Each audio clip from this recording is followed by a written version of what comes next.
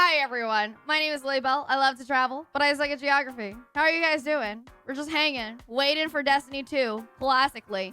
This is actually really surprising to me because I feel like last season when it all came out, I gave it the extra time and it didn't need this long, right? Am I wrong? Hi Axel.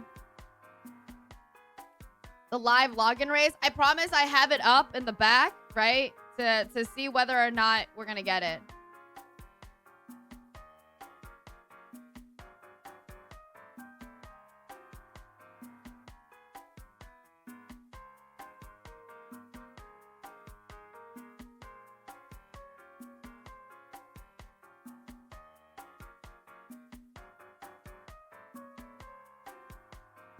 You still didn't get your large bright dust gift? What large bright dust? You logged in and you got in fast? Last time, yeah, but 30 minutes compared to how long it's been 3 hours since when we were supposed to get it already. May you join for D2, Lily, please? Sure, since you're saying please. And now I'm very curious as to how it's gonna turn out like this, and I apologize. I'm going back and forth. I have a secret for you guys that I'm just gonna tell you guys because you guys are the ones here, right? We have a song release this week, and it's not a cover, it's a song release, original songs, right? And I'm really excited about it, but that means that this is the first one that's gonna be on Spotify too, right? It's gonna be on Spotify and it's gonna be released on Spotify. So I'm trying to make some, I'm trying to work with the producers to get it on Spotify and work with making sure that things are, anonymous and stuff. Lily can't resist a beg. Yeah, I love when you guys beg. I really can't. When you do all the seasonal challenges, you get the large price. Oh, yeah, I remember. Hopefully this season, I'll be able to actually do it. I think only one season I was able to get it.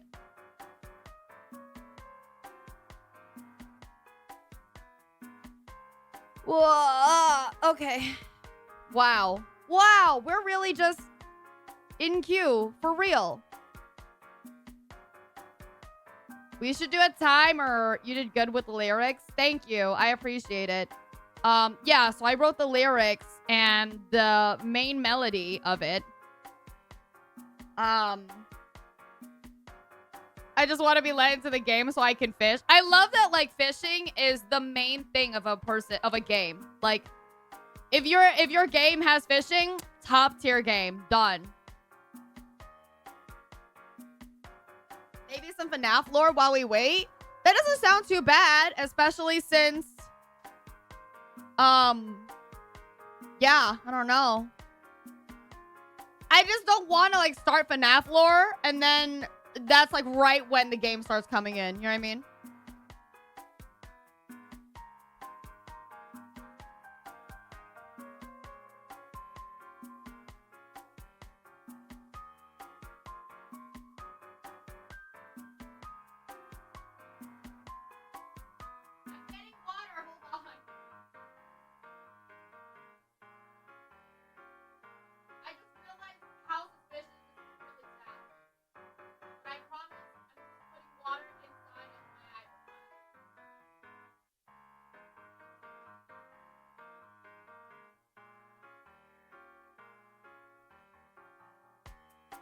Okay, sorry.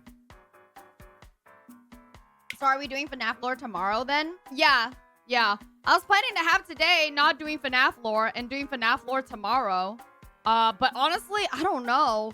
I was supposed to do something with my brother later also.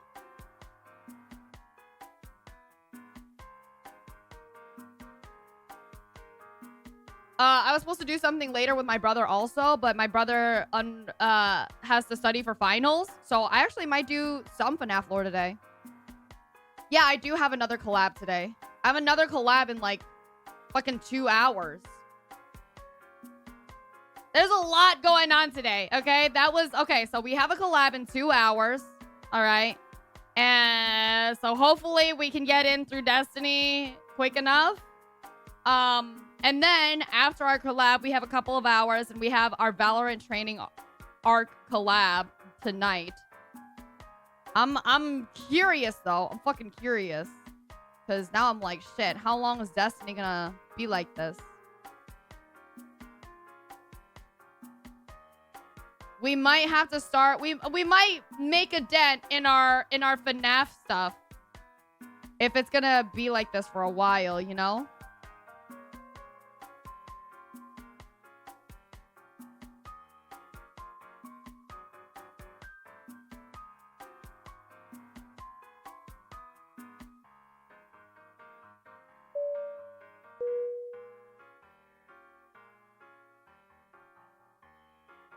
Lilybelle Air 200 is now boarding. Welcome to Lilybelle Air. Hope you have a safe and enjoyable flight.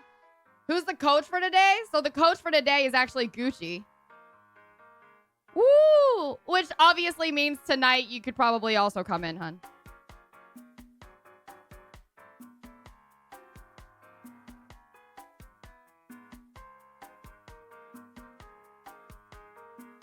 Yeah, if it's like this, to just do it tomorrow and FNAF now so you get stuff done. Dude, Destiny 2 new season tomorrow. You know what? We'll just start with some FNAF while we're waiting for Destiny 2. How about that?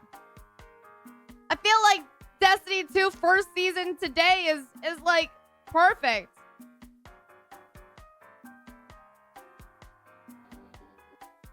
Okay, alrighty. Let's get into it. Let's get some stuff done. We're gonna do, because Destiny 2 is still taking a while, FNAF while waiting for Destiny 2 new season. We will wait again. No, FNAF lore. Sorry. I need to make sure that that's FNAF lore. People are gonna come in here and be mad at me.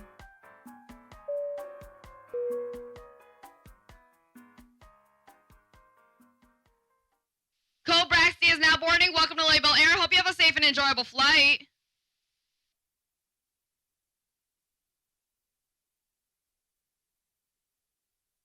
Hold on. Okay, there it is. I'm sorry. This is how I want to do it, okay? Just leave me be. Everybody say thank you, Axel, for doing the playlist for us.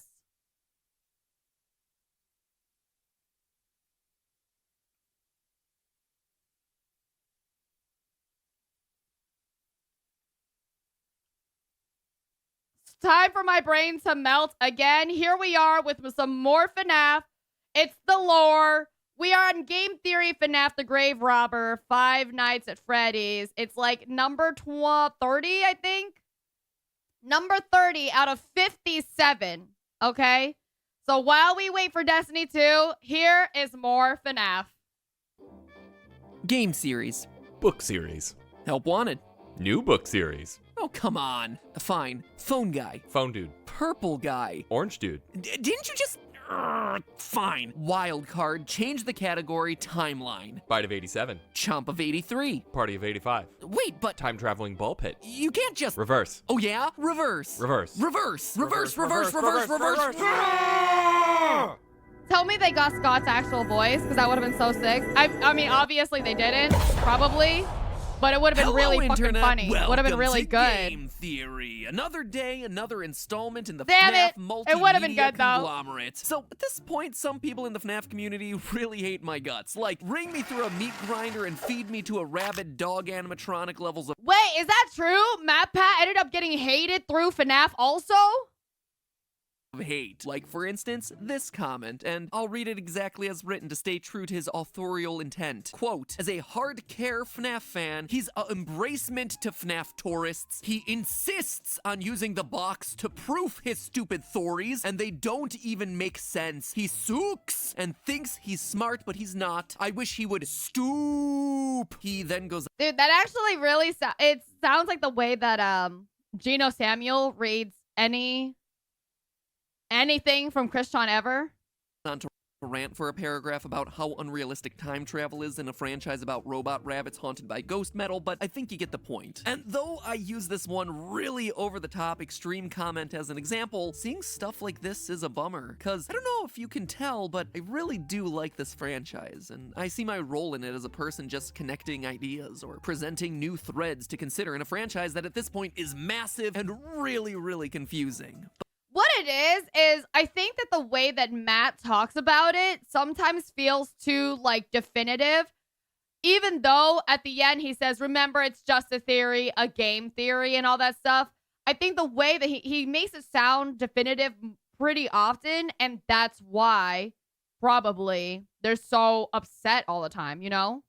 But his comment does bring up something that I should probably address at the top of this episode since it'll be relevant for today. My use of the, how did he put it? The box to proof my theories. Here's the thing, friends. I think this is something that I feel bad. I feel like he's genuinely, I feel like he's genuinely kind of sad, bro. I call him, you know, I call him out on cop-out theories and stuff like that, but I don't think, these are all his theories, and, like, I don't like or enjoy all of them, but it's just, like, I don't know, interesting. And now I'm feeling kind of bad that he actually is like, yeah, you guys are sending me a lot of hate comments. Please chill out.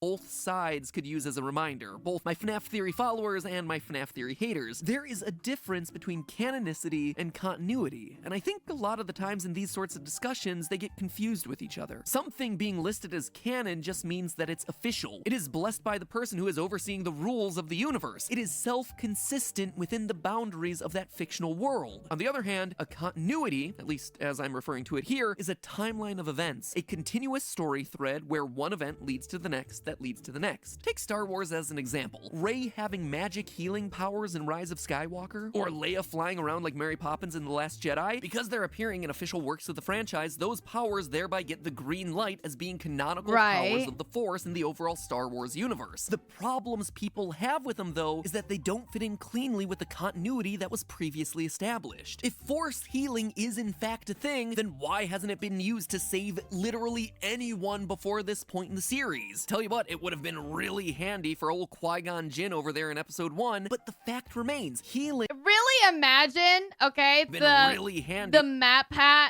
picture of this with these googly eyes as the tattoo, if you guys got that subathon thing.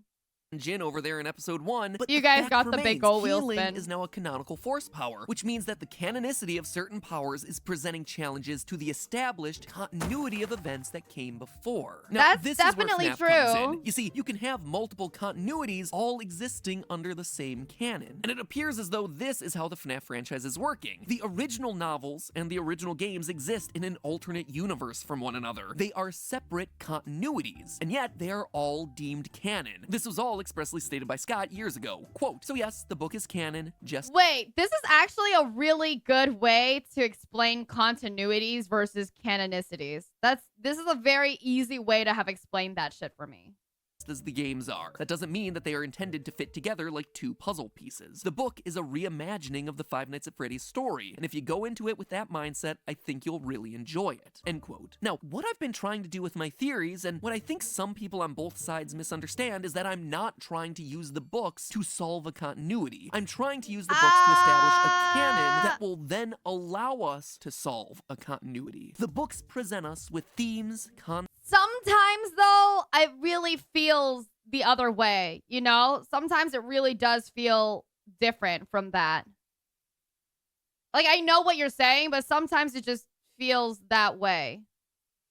Concepts, characters, and motivations in one continuity that can then inform our understanding of a separate continuity. Or, at the very least, give us questions that we can ask of that continuity. Charlie, being a robot in the books, tells us that in the canon of the Five Nights world, passable humanoid robots can actually be a thing. So, are there any characters in the games who this may or may not apply to? I don't know. No, but right, it's a that's pretty question fair. that we owe it to ourselves to ask because it's been established to be canon within this franchise. Do we know what these little pins are on Baby's design here in the game? game? No, no idea. In fact, most people probably didn't even remember that they existed in the first place. But in the books, they play an important role. These are the things that allow Baby to transform into a human disguise. Now, is that necessarily what they're doing in the game? No, definitely not. Is the best and likely only clue for what they really are coming from a separate continuity? Yeah, in this case, yes it is.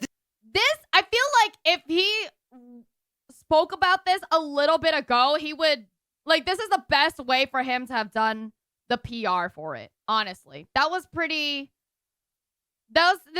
good. This is a pretty good way to do it, and this is a pretty good way. Like, I'm understanding a lot of things right now. And I'm like, okay, all right, Matt, I give you some things of what you're trying to do then, you know?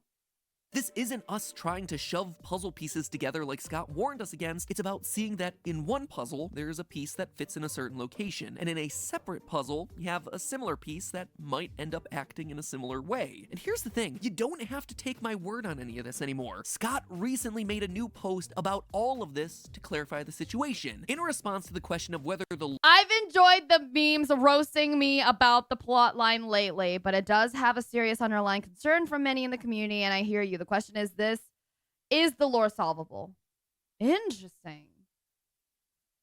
Good to know that not everybody who was into FNAF was always really happy with the way that it's been taken. You know what I mean? Like, I like when media has healthy question and criticism in a way, you know what I mean? So, like, it's good to know that not everybody was like, everything FNAF shout out is amazing, right?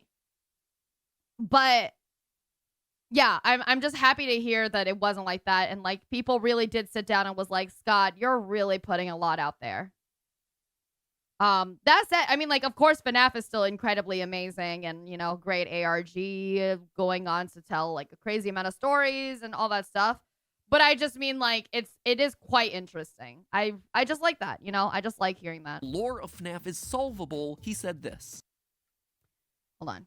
By the situation, in response to the question of whether Since that's kind of like asking, is the story complete? In an ongoing story, it's difficult to answer. So let me say this instead. Over the next few years, there are a lot of projects planned, and most are very story-driven. Lots of the later stories will answer some of the biggest questions from the fan base over this past year, in my opinion. Okay. the lore of FNAF is solvable, he said this. All I can do is say that some questions will be answered, even if it may not always be the answer you wanted. Be patient. Let me at least say this. Future games will look forward, but look to the novels to fill in some of the blanks to the past. So there you have it, from the creator himself. Does including the books in our discussions make things messy and complicated? Sure, but remember what franchise we're talking about here, friends. Messy and complicated is like the formal first name that Five Nights at Freddy's never uses. Call it McFNAF. Messy, complicated Five Nights at Freddy's. The long and short of it is that when it comes to this franchise, we as theorists have always had to be discerning over what clues are helpful and which ones are just red herrings. This is no different now. Back when we only had the games, we did it with the number of Foxy Toes and Freddy buttons. Yeah, did a missing button definitely. mean it was I a new mean, animatronic? if like, honestly, FNAF, you can tell, took so many years. It was only Scott developing throughout it. If it was the cleanest, you know, ARG and story lore game, I would be genuinely surprised. I would be like, man, this guy's probably fucking, you know, a mad genius. I think even I gave too much shit for certain things, you know? For certain things. Like, yes, I will. We have to accept. It's fine, right? It's fine to be like, yeah, this is a retcon. This is my cop-out. Just as long as we assume that it's a cop, like, we actually accept it's a cop-out. And I feel like we're at that point where it's like, okay, there was nothing else they could do. They had to do that. Sometimes yes, sometimes no. Now, we just have to do it with time-traveling ball pits and sound illusion discs. And here's the last thing I'm gonna say on the issue, and hopefully it's the last time that I have to talk about it. At this point, where there's soon to be more books than there are games in this franchise, God. take a minute to wrap your head around I that. genuinely feel bad. He's about to spend a whole 10 minutes just saying, please stop hating me so much. that one. To dismiss the books entirely at this point. If you're is working just on it short-sighted. alone, And I'm not just saying that because we're referenced it in the makes new sense, book, you know? Fetch. Yeah, seriously, we're in it. From page, I read it on digital, so it's like page 250. What do you mean we're in it? 127. Quote, Greg did tune back in, though, when Kimberly Bergstrom raised her hand. Well, he sort of tuned back in. He heard her question, is this just a theory? She probably didn't actually say it that way. That was just my creative interpretation of that That's line. so Look, Ma, funny. I'm an inside joke hidden inside the second installment of a... Okay, honey, listen, Matt, remember when I was giving you the benefit of the doubt, okay? Saying, is this just a theory does not automatically mean that he was thinking about you. Hello? multi-volume scholastic You're not the only book FNAF series theorist out here, made man. it. Anyway, meta discussion over. Let's talk about this new book and what it means for the franchise, shall we? Fazbear Frights #2 Fetch was recently released and it Me, the minute I see a fucking airplane logo anywhere, oh my god, are they talking about Lilybelle Air? is, Shocker. well, if I'm being honest, it feels much less connected to the series He's than the the most first one. Don't well-known. get me wrong, the stories are still really good, if not even I thought that darker than the Dawkins original was. 3. I mean, one Or has a young girl Da- outright being Da- mauled Dono? to death and wrapped in Dono? a sheet while she Da- lays there dying, Jenkins? so pretty intense stuff. But the connections to the main lore are definitely a bit shakier this time around. I mean, the first book, Into the Pit, Dawko. featured Yeah, I cameo thought Dawko performances was. by Golden Bonnie, Baby, Funtime Freddy, The Missing Children's Choir, and more. Missing This one, meanwhile, Children's introduces us Choir. to a lot That's of new awful. things. A smartphone-powered animatronic dog named Fetch. Tiny, free-roaming versions of Freddy Fazbear called Lonely Freddies. We do get some quality time with Plushtrap, but, you know, it's Plushtrap. It's like the D-stringer in the FNAF canon alongside the Bitty Babs and the Endoskeleton 2.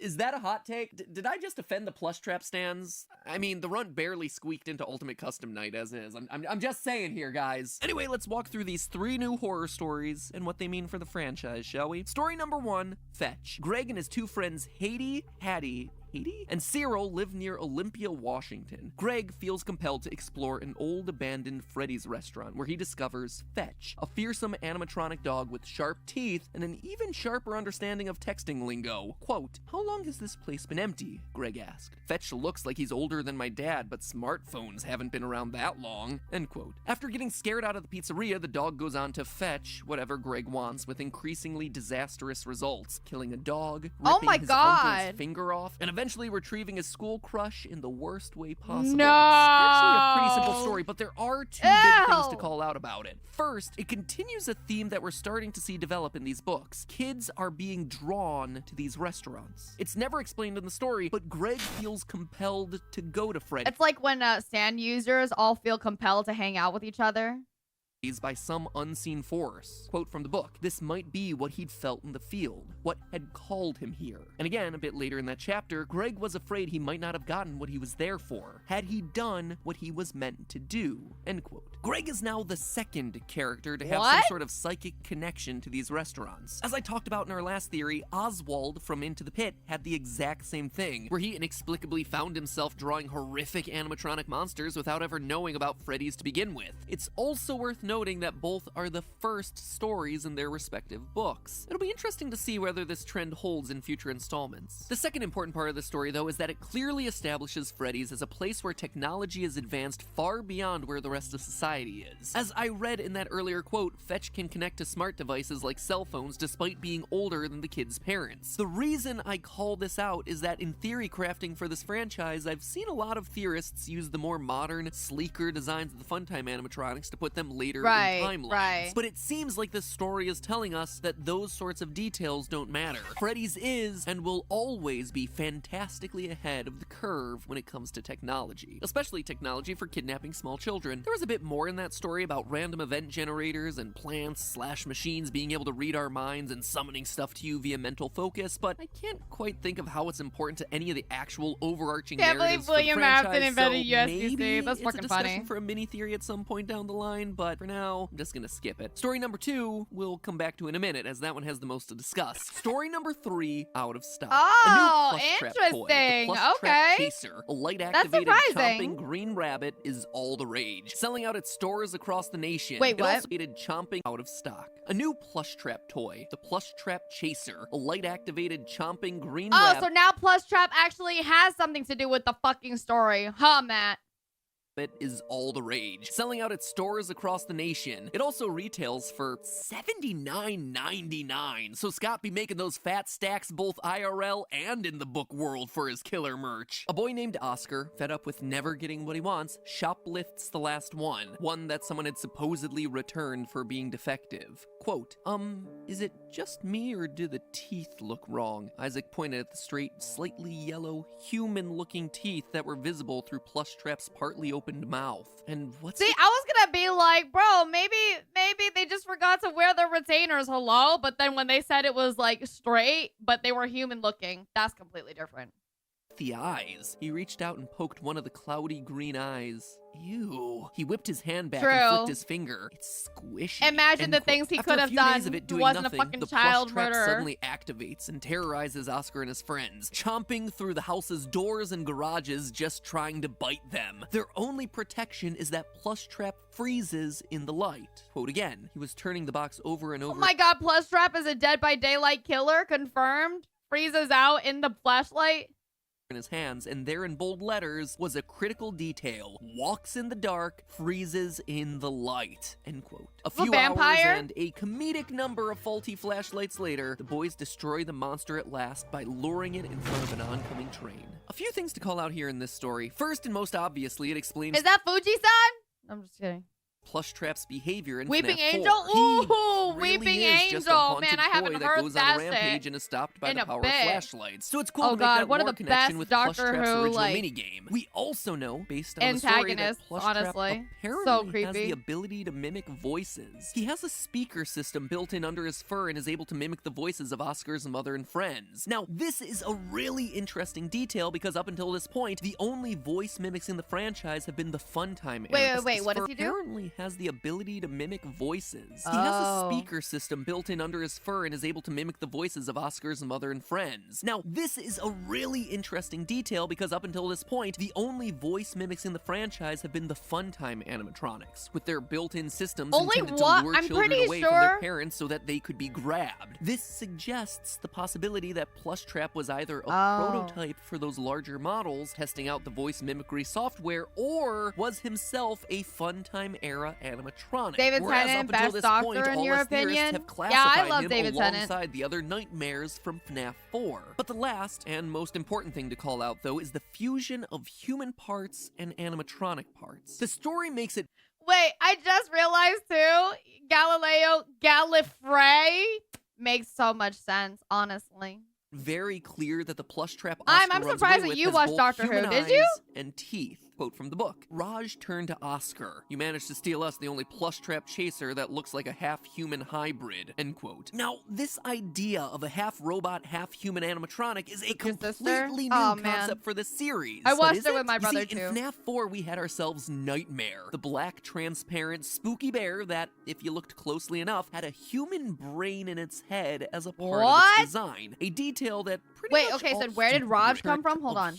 From FNAF 4. Point, all us theorists have classified him alongside the other nightmares from FNAF 4. But the was either a prototype for those larger models, testing out the voice mimicry software, or was himself a Funtime era animatronic. Whereas up until this point, all us theorists have classified him alongside the other nightmares from FNAF 4. But the last and most important thing to call out, though, is the fusion of human parts and animatronic parts. The story makes it very clear that the Plushtrap Oscar runs away with has both human eyes and teeth. Quote from the book. Raj turned to Oscar. You managed to steal us the only Plushtrap chaser that looks like a half-human hybrid. End quote. Now, this idea of a half-robot, half-human animatronic is a completely new concept for the series. But is it? You see, in FNAF 4, we had ourselves Nightmare, the black, transparent, spooky bear that, if you looked closely enough, had a human brain in its head as a part of its design. A detail that pretty much all of us dismissed. I mean, all of us glossed over Nightmare in general is just like the embodiment you couldn't of actually death. see The anything. game's Grim Reaper as the crying child slowly flatlines in his hospital bed, or, you know, just look a how figment dark of it the is, boy's really. haunted imagination. But with this context from Fazbear Fright, could You're in, Nightmare you're have gaming, actually congratulations, been a real you're experiment? Was William Afton in his quest for immortality, or Henry in his quest for more lifelike robots, testing the human brain's ability to survive in and operate an animatronic body? This would make Nightmare the literal literal Frankenstein's monster for family entertainment dining. Now And you're gonna even though I wait? say that jokingly, it's also something that appears in the Curse of Dreadbear DLC. Well, you might not for have to FNAF wait. If Help you want, you Wanted, can just where go we through it. actively program Just do it again a brain later. and insert it into Dreadbear's head before hand unit tells us this. Oh, wait, is this the Insert Halloween entertainment DLC? This would make Nightmare the literal Frankenstein's monster for family entertainment dining. And even though I say that jokingly, it's also something that appears in the Curse of Dreadbear DLC for FNAF Help Wanted, where we actively program a brain and insert it into Dreadbear's head before hand unit tells us Oh, it is no this. CC, my bad. Well done. It's time to introduce the creature to the kid. Wait, is this the same Halloween DLC where we had all the masks that were quote unquote like supposedly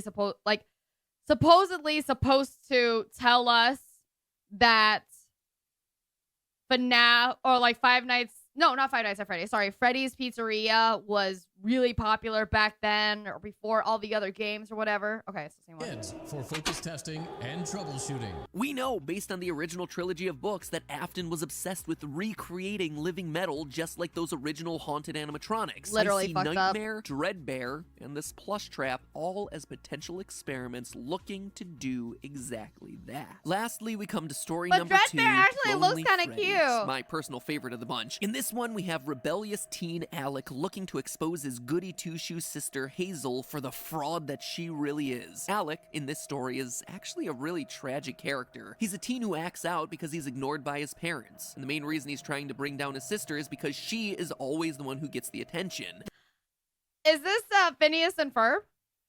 The two of them inexplicably team up to torment their parents in the lead up to Hazel's birthday party at Freddy Fazbear's, with Alec planning on double-crossing her the day of the party. When the day arrives, Alec's plan backfires. It's revealed that Hazel is truly just that pure and good of a person. It's been Alec who's been the jerk, pushing everyone around him away, Oh, thinking himself as the no! victim when he was Yeah, sounds actually about right. making himself into the victim. With the Sorry, but this is real. This is actually true. People fucking do this shit all the time. I genuinely, it's just check yourself before you wreck yourselves, you guys. parents just trying to cater to his needs, and Hazel just wanting a brother who liked her. Alec runs off, ashamed of his actions, and hides in the storage closet. Just And as then he starts to make dies! a promise to change for the better, he meets with a short little Oh, lonely Freddy, no. free-roaming 2-foot doll made to entertain kids that are ignored or forgotten about at parties. But things are never quite what they seem in Freddy Fazbear's Pizza. The Oh, cute no. little bear hypnotizes Alec and then body swaps with him, imprisoning Alec's consciousness inside the tiny bear body. Quote from that moment, there, sitting across the table from his sister and his parents, was Alec. It was the same rumpled t-shirt he'd thrown on that morning before the party, the same ripped jeans, the same unruly golden curls, his light green eyes. "Hey," Alec said, the voice in his head quiet at first, but quickly it was screaming, "Hey, that's not me! That's not me!" His eyes, his stolen green eyes in his stolen body, gleamed at Alec. And then, the fake Alec smiled. As Alec, trapped in the lonely Freddy, was carried away by a store employee, he saw fake No! Alec wink at him from the table, before returning his attention to a smiling, happy family. Dark, right? And Alec is— It seems dark, but at the same time, I think I've heard darker kid stories, honestly. It feels like, it's probably going to get darker at this point, right? But I feel like this is just one of those, like, you didn't know how to appreciate your family, so I'll appreciate them for you. isn't alone. After he's puked on by one of the kids at the party, he's picked up and thrown into the dumpster, where he meets a couple new friends. One final quote. His fall was broken by dozens of plush bears that looked exactly like him. Dozens of discarded lonely Freddys. "Help!" Alec thought he heard himself say. Pretty soon, it was every bear in the bin, their thin, muted screams for help swallowed by the metal and darkness that entombed them. Alec and his new friends, dozens of the lonely ones. Honestly, this is like a compelling one. Genuinely, this feels the most realistic of all of them. And I can imagine telling this story, like having someone tell this story to me as a kid. Like you know how like sick children's horror stories, like La Llorona and stuff like that as a kid? Like this is it. This is how you teach like appreciation. I don't know. This seems a little bit more. This seems the most. That's what I'm saying, Axel. This is the most realistic of all of them. Really. Come on. What am I gonna think about here? Freaking ball pit time machine? What a great closing Welcome back, line for that Spectre. story. It is so heartbreaking to see this misguided kid suddenly learn to love his family, only to have his chance at redemption ripped away by these animatronics. It is so Too little, so too sad late, as a Alex. story. My But God. here's the thing. For as sad as it is, this story carries over yet another recurring theme that we're seeing develop. I wonder how bad it would be if I actually tried to use this story to teach my kids. Is that bad? I feel like that's a bad thing. In these books, that animatronics are stealing the identities of kids. True, In the first true. book, we had the story To Be Beautiful, where Baby steals the looks and identity of a girl named Eleanor. Here, we have ourselves another robot AI, this one housed inside the Lonely Freddy module, stealing the body of Alec. This, to me, is right in alignment with what we've been expecting from Vanny in the new FNAF game that's slated for release later this year. Remember, in FNAF VR, we hear the story of Jeremy and how he cuts off his own face in an attempt to reject the system taking control of his brain. Talk about And scaring when them we for beat that life. game- I feel like you guys have definitely heard scarier fucking stories in your childhood. Okay? This is not the first scary story you heard from your childhood. It ends with Glitchtrap basically locking us away and taking over our body. We let him escape through us. But People read Goosebumps to kids, for God's sake, okay?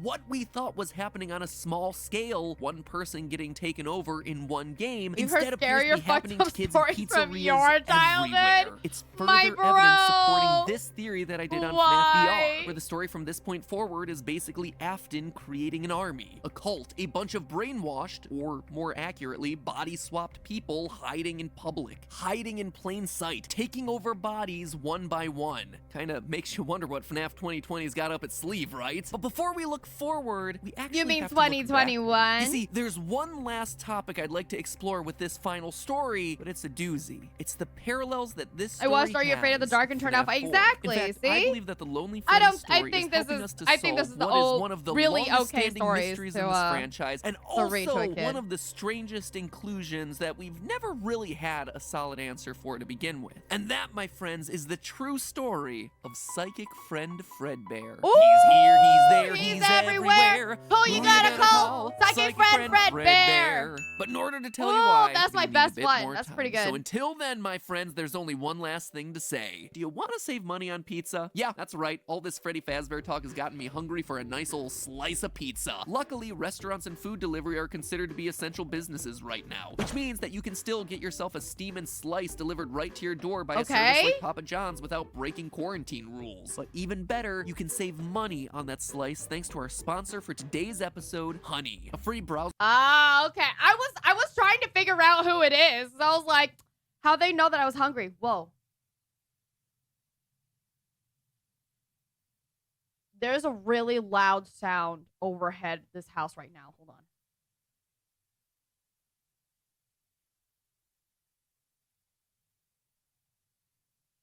It's like not a normal sound. It sounds like that's weird. It sounds like if an airplane was just literally right on top of you. I'm gonna be right back.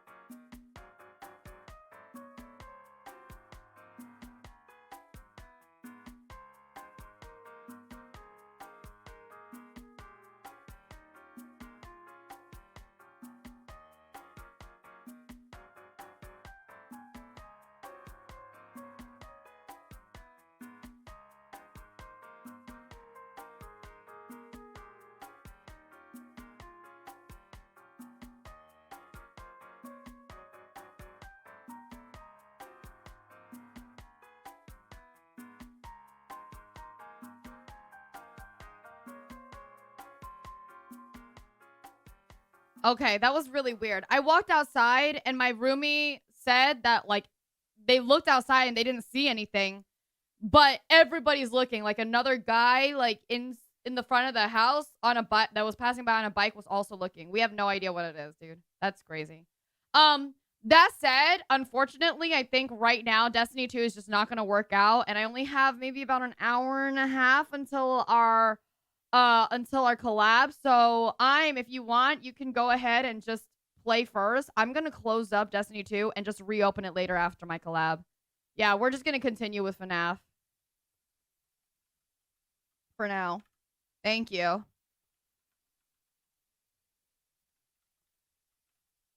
Which is fine. I'm still having a great time. But that was scary. That was fucking weird, dude. It's probably just like a low flying, like a low flying aircraft or something. But it just seems odd, right? Because this is a whole residential area.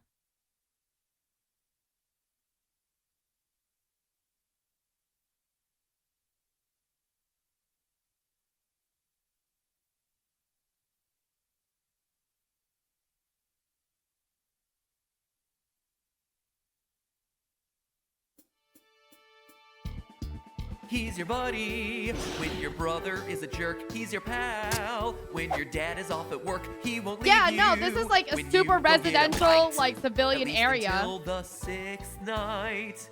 He's here, he's there, he's everywhere. Who you gonna call? Psychic friend Fredbear. He's a Yeah. flower for reasons Woo! still unknown, and he stalks you.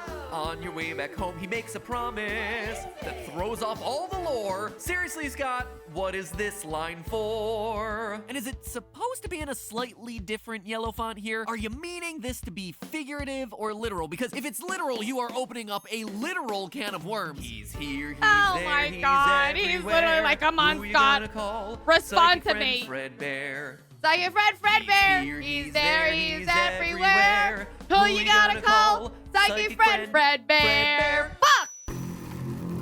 Ooh. Fire. Fire. Hello, internet. Okay, that intro was fire. That's my like third best intro so far. Welcome to Game Theory, where I start off today with a disclaimer. Warning, in entering this video, and honestly all of my theories, you are entering a zone of speculation, where any idea is valid for consideration in the hopes that it solves more problems than it creates, answers more questions than it raises, or ties together dangling pieces of evidence in a narratively satisfying way. Am I trying to solve the lore? Yes. Am I doing it by asking really extreme over-the-top questions, looking into very specific details way too closely, and more often than not drawing connections between concepts that probably aren't connected at all? Absolutely yes. Side effects of entering the theory zone may include a blown mind, total and utter confusion, a deeper appreciation of your favorite franchises, fun stories to share with friends, a head full of random factoids that will at no point aid you in life, and disillusionment about human existence and our own place in the Desensitization to universe. child Enter at your own murder. risk. Disclaimers aside, theory crafting Very, is a very tricky self-aware. needle to thread. A good theory is one that has enough evidence to support it, but not so much evidence that it's basically a known fact. It requires extrapolation, thinking beyond just the stuff that we're given, but not so far past that you're overreaching or making baseless claims. And all of that while still maintaining a satisfying story. A story that stays true to the franchise that you're talking about while not being afraid to take that known story in new, often riskier directions. In a lot of ways, theory crafting is like writing fan fiction, just, you know, with more evidence. And, less aggressive cuddling? A lot less aggressive cuddling than some of the fan fictions I've been exposed to over the years. Anyway, the reason that I say all of this right now is that today's theory is, how do I put it? It's one of the stretchier ones. Like, there are some theories that are rock solid. There's some really strong evidence in the game, and it's supported by stuff that's been said by the developers or creators. Then there are others that require a bit more creative license, where the connections are there, but they might require you to squint a little bit, or just, you know, have fun with it and go along for the ride. And this episode is one of those theories, because today we're once again diving into the world of Fetch, Book 2 of the Fazbear Frights series. You see, last time I mentioned this, Fetch was recently released, and it is, well, if I'm being honest, it feels much less connected to the series than the first one. The connections to the main lore are definitely a bit shakier. Watch him literally say, you know what? I'm sorry. I'm wrong. I was wrong. Because honestly, okay, you know?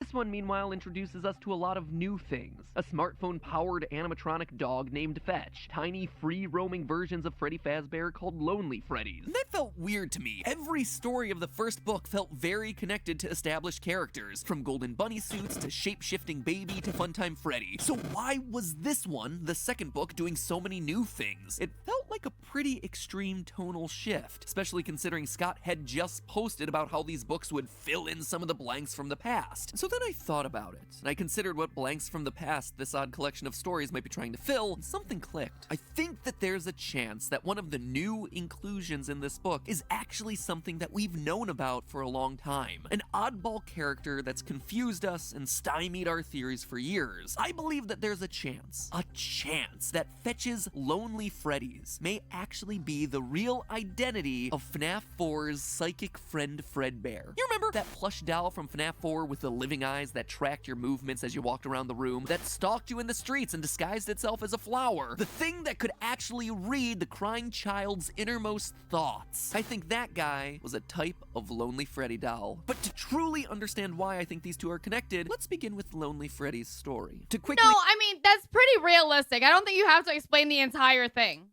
recap this story in a bit more detail than I did last time, because now the details actually matter for the theory. Alec is an angry teenager who's upset that his younger sister Hazel gets all of their parents' love and affection because she's practically perfect in every way. So when Hazel, just out of the blue, starts being overly nice to Alec and wants to join him in making their parents miserable, he doesn't trust her. He suspects that she's up to something, and so he concocts a plan to expose her for being a spoiled brat at her upcoming birthday party, which happens at, wouldn't you know it, the local Freddy Fazbear's Pizza. His plan, well, it's not a particularly good one, and if I have to fault this story for one thing, it's that the mechanics of how it all works is kind of confusing, so stay with me here. At Freddy's, they have this big money booth. You know, those clear boxes with fans that blow all these tickets around you, and you try to grab them, and you walk away with whatever you're able to capture in the booth. And in the booth, there's a special ticket that allows you to win the top prize in the restaurant, a Yarg Foxy. Basically a large Foxy doll with extra hook-swinging action. Okay, so it seems like we might as well write a book about his theories. Foxy. So Alex honestly, he doesn't need to write a book on his theories. He might not sell as much, especially if he's doing all these videos. Like, I think this is good. Chances by also, I don't read, so taking out the special winning ticket before she gets in, except she does win. By some weird, magical, unexplained miracle, the ticket winds up in her unexplained miracle. Haters will call it manifestation, or truthers will call it manifestation, something like that. Hair, and she wins the Foxy doll. The twist, though, is that she didn't want to win it for herself. She wanted to win it for Alec. You see, Alex She's literally loves so Freddy's sweet. Pizzeria, but he never gets to have his birthday there. And of all the characters, he loves Foxy the most. Even honestly, hold on. Does Chuck E. Cheese still do birthdays? Hold on. Can you guys imagine? Oh fuck! I'm not even home for my birthday. But wouldn't that be so fun? pretending to be Yarg Foxy around the house when no one's looking. But when Hazel tries to give it to him as a sign of friendship, as a way to try and finally make him happy, all it does is infuriate him. Once more bested by his perfect sister, Alec loses it, he rips the Foxy doll and runs off to the storage room crying. Once there, he meets a lonely Freddy doll, a small, free-roaming version of everyone's favorite bear. The bear hypnotizes him and then body swaps with him, leaving Alec's consciousness trapped forever in the doll's body, while an AI with his face roams free, unbeknownst to his family. So forgive me the detailed plot description, but I needed to get all that in because Alec's story, strangely enough, closely matches what we see happening in FNAF 4's Crying Child. Now, I don't think Alec is the Crying Child by any means. There are just way too many differences here, but I did want to call out how similar these two stories are because the parallels seem intentional. They seem to be inviting us to compare these two stories. So let's do exactly that. Just like in FNAF 4, there's a countdown to a birthday party happening at Freddy's at the end of the week. Though in this case, it's a sister's party and not his. Speaking of the sister, Alec's younger sister Hazel is described as being cute and perfect, with a lot of emphasis being placed on her green eyes and her curly yellow hair. An important physical description considering Elizabeth, the girl who would go on to possess Baby and who we assume is Crying Child's sister and owner of this room. Honestly, hold on. I'm trying to think. What does Matthew Afton look? No. What's his name? Michael Afton look like? Because they don't look related. You know what I mean? FNAF 4 is also You think Taco Bell blonde does with birthday green parties? eyes. In fact, eye color I know is Taco brought Bell up does weddings. a lot, an unusual amount. You want a throughout Chuck the E. Lonely Cheese Freddy party next story. month? Quotes like this. I can't, Alec I'm not had never noticed the home. bear's eyes before. Had they always been that blue? And again, its eyes were as blue and deep as an ocean trench. Over 13 They do times fiestas, are do they? eyes in this story qualified by their color, which is worth noting considering that a lot of the other short stories thus far in Fazbear Wait, who has blue eyes? That's kind of interesting, yeah. Frights Wait, have what? had A Taco Bell wedding? Are you marrying our toilets or something? I love Taco Bell. My toilet has no problem with it. But yeah, Taco Bell has weddings. I'm trying to look at the price for a Chuck E. Cheese wedding. I remember wanting a Chuck E. Cheese wedding, or I'm sorry, not a wedding, birthday. Fuck. I remember wanting a Chuck E. Cheese birthday growing up. So I'm like, shit. Now I just realized I'm an adult who can actually have a Chuck E. Cheese birthday, and my mom can't say no to me. themselves pretty sparse character descriptions, but this one, for some reason, really chooses to emphasize the fact that Alec and Hazel have green eyes and that Lonely Freddy has blue eyes, which, if you have an obsessive level of knowledge of the series, should ring a few alarm bells. In Sister Location, eye color was a huge deal, so much so that I did a whole theory about it back when Sister Location came out, where the baby animatronic had blue eyes until she scooped Elizabeth and her eyes turned green. And here we have something very similar happening. There we Quote go. from the story, Alex stared hard into the blue eyes of Lonely Freddy, eyes that had burned through his soul, and he searched for answers of his own, but he only came away with more questions, because the blue eyes of the bear had Wait, okay, I don't know if this is still here, but it says Taco Bell spices up entertaining with new Party by Taco Bell. I think Party by Taco Bell lets you seamlessly reserve time and place for up to 10 guests via TacoBellParty.com. And then what do you get? I'm sorry. I'm like, now I want a party. Oh, it doesn't. Oh, it's not there anymore. Sad. suddenly It's not there turned the light anymore. green, end quote. And again, in this quote, all Alec could see was the bear as its newly green eyes bore through him. So we've got a party, a sister, and some eyes. But obviously there's gotta be more, right? Chuck E. Alec, when his Cheese plan funeral? fails, runs off to hide in the storage I room would, crying, honestly. similar to the crying child being locked in the storage room in FNAF 4. And in general, Alec is just a sulky, moody kid Me try the new Lilybelle art to get Chuck E. Cheese being my pastor while I get married. That's so funny. who, similar to our crying child, both loves and hates Freddy Fazbear's. Alec, in the book, secretly loves the restaurant and its characters, but he also hates it because he only gets to go when it's for his sister, which makes him bitter and angry to be there. It's a lot like the conflicted feelings our crying child has for the restaurants, who clearly likes the franchise. I mean, he has all the toys in his room, and yet while he's there, he's clearly miserable. We're not exactly sure why, but he does have mixed feelings about this franchise. Kind of like me, that is hashtag relatable. I feel seen, crying child. But to me, one of the most telling connections between this story I mean, sorta, but at the same time, come on, we know you love it. and the game is the Yarg Foxy toy. When Hazel tries to give the toy to Alec, Alec freaks out and rips the toy's arm off. It's a small detail, but one that immediately made me think of the Foxy that's in the crying child's FNAF 4 room. A Foxy plush with one very specific feature. A feature that has never gotten explained. Its head was pulled off. So we have ourselves two Foxy plushies, both with a body part ripped off in some way, in the possession of a kid who both loves and hates Freddy's, that winds up locked in a storage room crying, attends a birthday party, and has themselves a green-eyed sister with blonde hair. It is just an oddly specific series of parallels that are almost so precise, they're inviting us to compare them. It's actually a bit uncanny. Alec in this story is almost like a fusion of the crying child and his brother. You see, crying child for all the reasons that we just talked about, but also the older brother because, well, he's a mean older brother to his sister, and his favorite character is Foxy, so much so that he pretends to be Foxy around the house, just like we see the older brother doing to torment He just pretends, like, instead of even for tormenting, he just pretends to be Foxy around the house.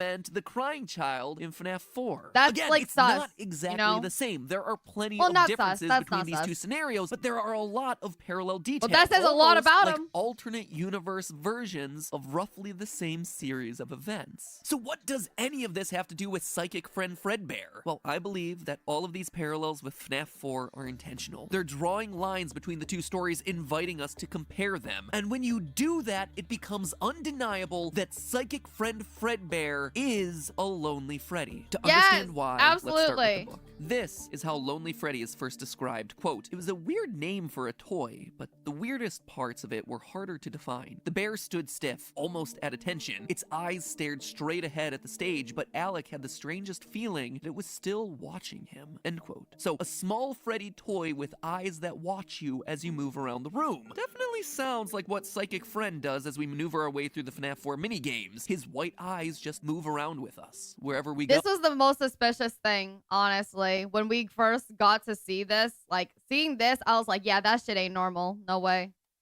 We're also told that the Lonely Freddy is able to free roam in order to follow the kids around. Again, explaining why he shows up in practically every screen of the FNAF 4 minigames. It is literally designed to be a moving surveillance camera. I mean, maybe it can't disguise itself as a flower or whatever, but just chalk that one up to Scott's artistic license. Later in the story, we're told what the purpose of the Lonely Freddy is. Quote again, "At Freddy Fazbear's, we believe that no child should have to experience the wonder and delight of Freddy Fazbear's family pizzeria alone. Using patented technology and a touch of that Freddy Fazbear magic, Freddy will learn all about your child's favorite things just like a true friend." Aunt Gigi leaned close to their mom. "Is it just me, or does Lonely Freddy sound like the cure for the unwanted kid? It's a mechanical last resort, as in no one wants to play with this kid, so here's a machine that'll do it instead." End quote. This is a device specifically designed to become a friend to sad and lonely children. Wait, did he say that this was because this is inside of the place though, right? It's not like you could just buy it. It wasn't in the stores, right? Have to experience the wonder and delight of Freddy Fazbear's family pizzeria alone. Using patented technology and a Yeah, interesting though. Like, to play with this kid, so friend to sad and lonely children. Children just like FNAF 4's crying child. Children just like Alec. And in a line, again drawing parallels between the two stories, we get ourselves this. Quote, "If there was ever a kid who would have been foisted onto a Lonely Freddy at a birthday party, it would have been Alec." Now, this is important. One of the strangest things about Psychic Friend Fredbear in the game was his knowledge of crying child's innermost thoughts. Saying things like, "Remember what you saw." He's just like and me for he hates real. you. It's the whole reason I started calling him Psychic Friend Fredbear in the first place. The toy's knowledge of what was going on inside the boy's head was just uncanny. Just one of the many strange things about this character. This bitch looking at me. One of the many strange things about this character that gets an explanation via Lonely Freddy's behavior in the story. The bear approaches Alec in the storage room and starts asking questions. Questions that start to turn serious. Quote from the book, "I've been waiting for you, friend," the bear said. "We should be best friends." "It's a stuffed animal," Alec told himself. "It's a stuffed toy." "What's your favorite color?" "My favorite color is green." "What's your favorite food?" "Lasagna." Then the bear's questions took a different turn. What would you do if you were asked to hurt someone you love? It felt like the bear was reaching. Okay, that's weird. That's weird as fuck, bro. Its Yeah, soft, nah. plush paw into his very soul and extracting the answers he kept the most hidden. And it was doing it so effortlessly. So the Lonely Freddy is a Yellow. stuffed bear designed to act as a surveillance camera on kids. Follow them around, talk to the sad, lonely ones, and then extract information from them to become their friend before eventually body swapping with them. I mean, The biggest marination play ever. This is like the lonely weird kid at the school, but that lonely weird kid has no other power. You know what I mean? Like, I don't know. I don't know how to say it. Each and every one of those details, minus the whole body swap thing, is something that we see the psychic friend Fredbear do. But there is one last detail that I haven't included yet. The Freddys are controlled by a man who works in a private backroom office. Quote again, the party prepper turned a dial on her hip-clipped walkie-talkie and pressed her finger to her headset. Someone get Daryl to do a Lonely Freddy demo. Oh, The fact damn. that there's someone behind the scenes controlling these devices in the book is a direct callback to the secret private room from Sister Location. The one where there were surveillance cameras watching the FNAF 4 house, guarded by the password 1983. It was in that room that we saw a psychic friend Fredbear for the first and only time in a non-8-bit setting. There, on the desk, was a short little plushie with his white little surveillance eyes and a walkie-talkie right next to him, coinciding with this. Well, you said that wasn't a walkie-talkie, but a security camera remote before. Scene from the book. So there you have it, friends. The official. But I mean, now my thing out here is that's probably just a remote control for the Fredbears, maybe. Unless I guess they don't walk, so never mind. Name of psychic friend Fredbear is Lonely Freddy. It's not quite as fun, but I guess it's easier for me to type, so no, that's a plus. just do the It's a camera system psychic controlled friend by someone Fredbear. hidden in a back surveillance room. A system that has the ability to walk and talk and maybe even hypnotize and body swap. Now the question that we're left with is who was controlling it in FNAF 4? My question is, what do they want?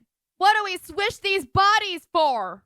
I mean, it seems like the obvious answer here should be William Afton, right? Who else would be doing it? But the bigger question is why? Why would he be doing all this just to watch what we assume is his own son? And then over in Bookland, the question is whether all of this is intentional. It seems like the employees don't actually know the true nature of these robots, so is this an AI roaming around? Or was a normal Lonely Freddy swapped out for one with body snatching abilities? That one seems like the most likely scenario, considering in story number 3, out of stock, the Plushtrap chaser is swapped with an evil one with human body parts. So maybe William Afton or some of his people in this book universe are slowly seeding out evil animatronics into the world to run as little test cases. Also, since I'm wrapping up my discussion of Fetch here, something else for you to chew on. At Hazel's birthday party, there's a girl named Charlotte. A girl who shares a name with the child that we know goes on to possess the puppet. A girl who, in this story, is allergic to chocolate and accidentally eats some and then spends the rest of the party vomiting. Could this actually give us an explanation for why Charlotte in the games would end up outside of the party, outside of the restaurant, when we see her in FNAF 6, before she eventually gets killed and turned into a puppet? It may be. It's just a thought that I'm throwing out there into the universe for everyone to pick apart. But with Fetch out of the way, it's time to look ahead. That actually is interesting. I don't think I ever questioned why Charlotte wasn't in the birthday party. It's pretty good. Because based on the descriptions, it's books number 4 and 5 coming out later this year that seem like they may hold the biggest lore reveals yet. In book 4's description, we see that one of the main characters will have the name Susie. If she also has herself a dog, Susie is almost guaranteed to be confirmed as our Fruity Maze girl, and our first ever victim, the one who goes on to possess Chica. We also know that one of the book 4 stories will be about Pete and his younger brother who, quote, get in a fight in the wake of their parents' divorce and fall prey to a gruesome curse. Two brothers with divorced parents that have some blood curse on their family? Seems like it could be another stand-in for our crying child and Foxy bro getting wrapped up in the cycle of serial killing their father started decades prior. And then, flipping over to book number 5's description, quote, in room 1280 of Heracles Hospital, something evil is keeping a man alive. A man with gruesome burns all over his body and an iron will to live. Sounds Imagine like reading these books. Imagine going to Barnes and Nobles and like reading these books and going, yeah, I want to take them home. They're pretty like creepy books. It's interesting. And like not having any idea that this was a game. You know what I mean? Just imagine like, oh, and then you're like reading all these books and then you're like telling your friends, hey, have you heard of this? And then you look it up finally. Okay. And you're like, wait a minute. Why is there a game out here?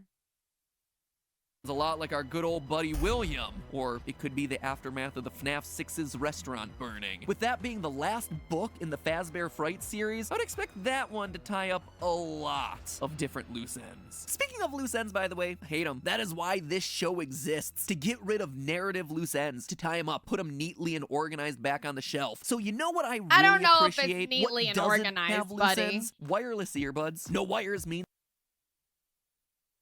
Let me come. He stopped doing the it's a theory, a game theory, and he makes us watch the sponsor now. Home with you. Is there room for one more? Can I come home with you? Let me come home with you. Can I come home with you? For one more?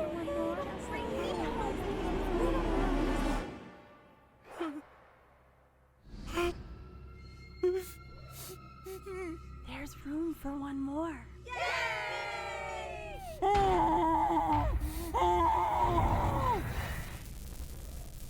Bro, these intros get better and better. Who is he hiring to do the animation, bro?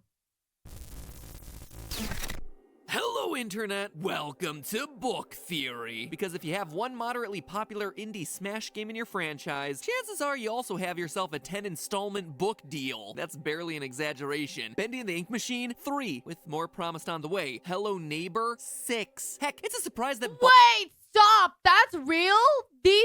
Are these also ARGs or something? Why do they have so many books? Why do they have books with it?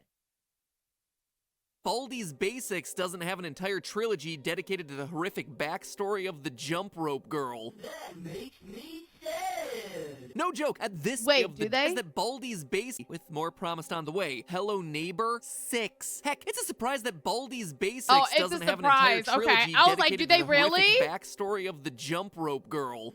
That is so interesting.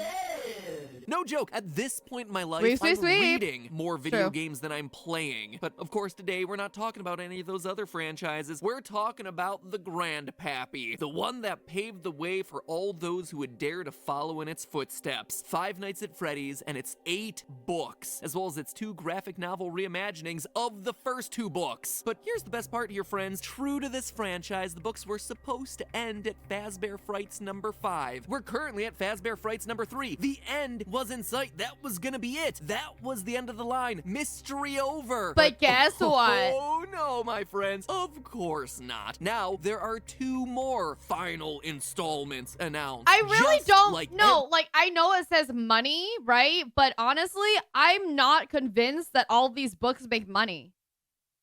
I'm convinced that what the book can create, like these other theories and videos, makes money for them or whatever.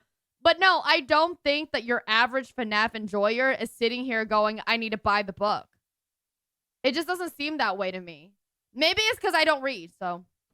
Every game I don't think they sell well, 3. yeah. I used to joke that the fan was the scariest part of this Yeah, franchise. the Oh fan. no, not anymore, dear theorists. Now it's multi-platform merchandising. So Fazbear Frights number 3, titled 1:35 a.m., just came out, and whoo boy, there is a lot to talk about with this one. If you'll remember, Scott has made it pretty darn clear that this new book series is meant to help us solve the mysteries from the past, and that the stories are, as they say in every book's official description, pulled from all different corners of the FNAF Not nearly lore. as well as But unlike games, the but still past few better if they Fazbear were Frights just books where the alone. connections have been a I bit, can believe that, but I'm saying, like, is it that much money in comparison to a lot of other things you could be doing? Like, I don't think it's that much money in comparison to just releasing another fucking game at this point. Yeah, maybe it is more collector's eye. I don't know, though. I don't... And again, maybe it's my bias against it or whatever because I don't read. Sir, I suppose, is the best way to describe a time-traveling ball pit that leads to a scene of some 1985 pizzeria murders. The stories contained in this one, in 1:35 a.m., all feel very strongly connected to, well, like I just said, He's done every everything corner already? of the A FNAF TV canon. show. The stories here are TV starting to show... TV shows are actually less expensive and a lot easier to go through. Not than a book, but like than a movie, you know? So I'm surprised, like, there wasn't, like, and I'm sure everybody would have just hopped on that shit. Who does American Horror Story? Like, I bet that fucking, you know, I bet whatever channel is that does American Horror Story, FX or something like that. Like, I bet they would just hop on that fucking Five Nights at Freddy at, like, dick a while back. how they're connected to not only each other, but also how they're connected to the original book trilogy, and yes, how they're even connected to the games, creating this elaborate web of complicated animatronic Technically, he's death. done But one. more He's than done a anything else, FNAF these TV books are series. starting to confirm things for us. Theories and suspicions that we've had for the better part of the last 5 years, which, you know, is kind of nice to receive some level of validation. Like I said, it is a lot. I mean, he's already done a graphic novel. It's only you know what? Yeah, fair. I would. In Security Breach, he made a TV series. In Security Breach.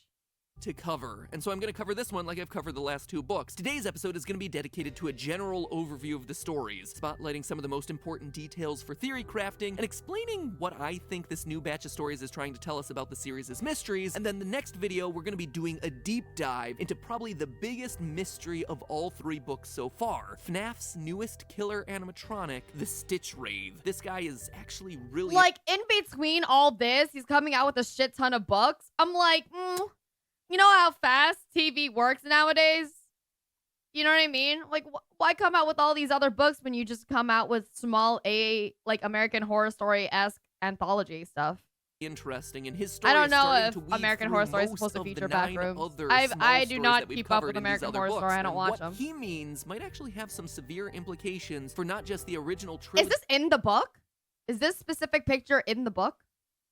of novels, but also the future of the games. Like I said, more on that next week, but for today, let's start with our title story, 1:35 a.m. This one is pretty straightforward. Delilah is a young woman with a tragic cheaper? backstory. He wouldn't Her have to pay parents for both anything. died when she was 11, at which Oh, it's point not? she was Okay. bounced Yeah, no, around he and wouldn't, abused, sadly. He really wouldn't have to pay for anything. Like, people would love to buy the license just to do the TV show. I simply cannot imagine the idea that nobody wanted to buy that. Especially during all this time when they were, like, coming out with American Horror Story was at its fucking peak. And, like, Black Mirror was out there. You know what I mean? Like, he's been writing for, like, eight book series now. Or whatever. This 8 one books is already. pretty straightforward. Delilah is a young woman with a tragic backstory. Her parents both died when she was 11, at which point she was bounced around and abused, sadly, in the foster care system for years. Oh, God. Eventually, she finds Foster a stable care. home and happiness. No one with a wants man to mess named up with Richard. FNAF, They get and yet married, and they Delilah had a movie excitedly looks contract forward to for finally a having while, child so of it's her own, like, so she can I don't know. complete the family that she never wouldn't had. understand that. Everything is going great in her life until Richard divorces her. Now she's alone and sadder than ever. And then she dies, trapped in a ventilation shaft after being tortured by the embodiment of the child that she never had. Oh my Children's God, entertainment what? Finally care system for years. Eventually, she finds a stable home and happiness with a man named Richard. They get married, and Delilah excitedly looks forward to finally having a child of her own so she can finally complete the family that she never had. Everything is going great in her life until Richard divorces her. Now she's alone and sadder than ever. And then she dies, trapped in a ventilation shaft after being tortured by the embodiment of the child that she never had.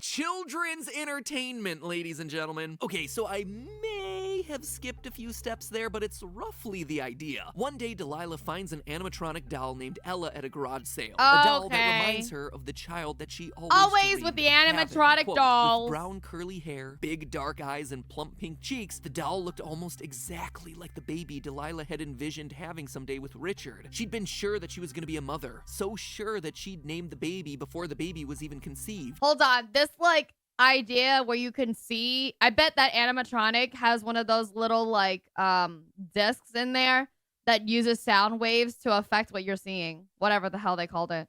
Her name would be Emma. Delilah reached for the tag that hung on the doll's wrist. My name is Ella. Ella. So close to Emma. Delilah felt an odd tingle slither through her body, end quote. She buys the doll, in part because it reminds her of her almost never child, and because it has a built-in alarm clock. Emotionally scarring with a side of functionality. Just the way I like built-in it. alarm Anyway, clock! she sets the alarm inside of Ella for 1:35 p.m. to help wake her up for her shift at work. But the alarm doesn't go off. And just like that, Delilah gets her first taste of parental disappointment. So she does what any good parent would do She in that throws it situation. away! Immediately hurls her would-be child into the nearest Bye! dumpster. Yikes, Delilah. Maybe it's better It's not an actual baby, Matt, okay? It's not even doing the function, the one function it's supposed to be doing, which is an alarm clock.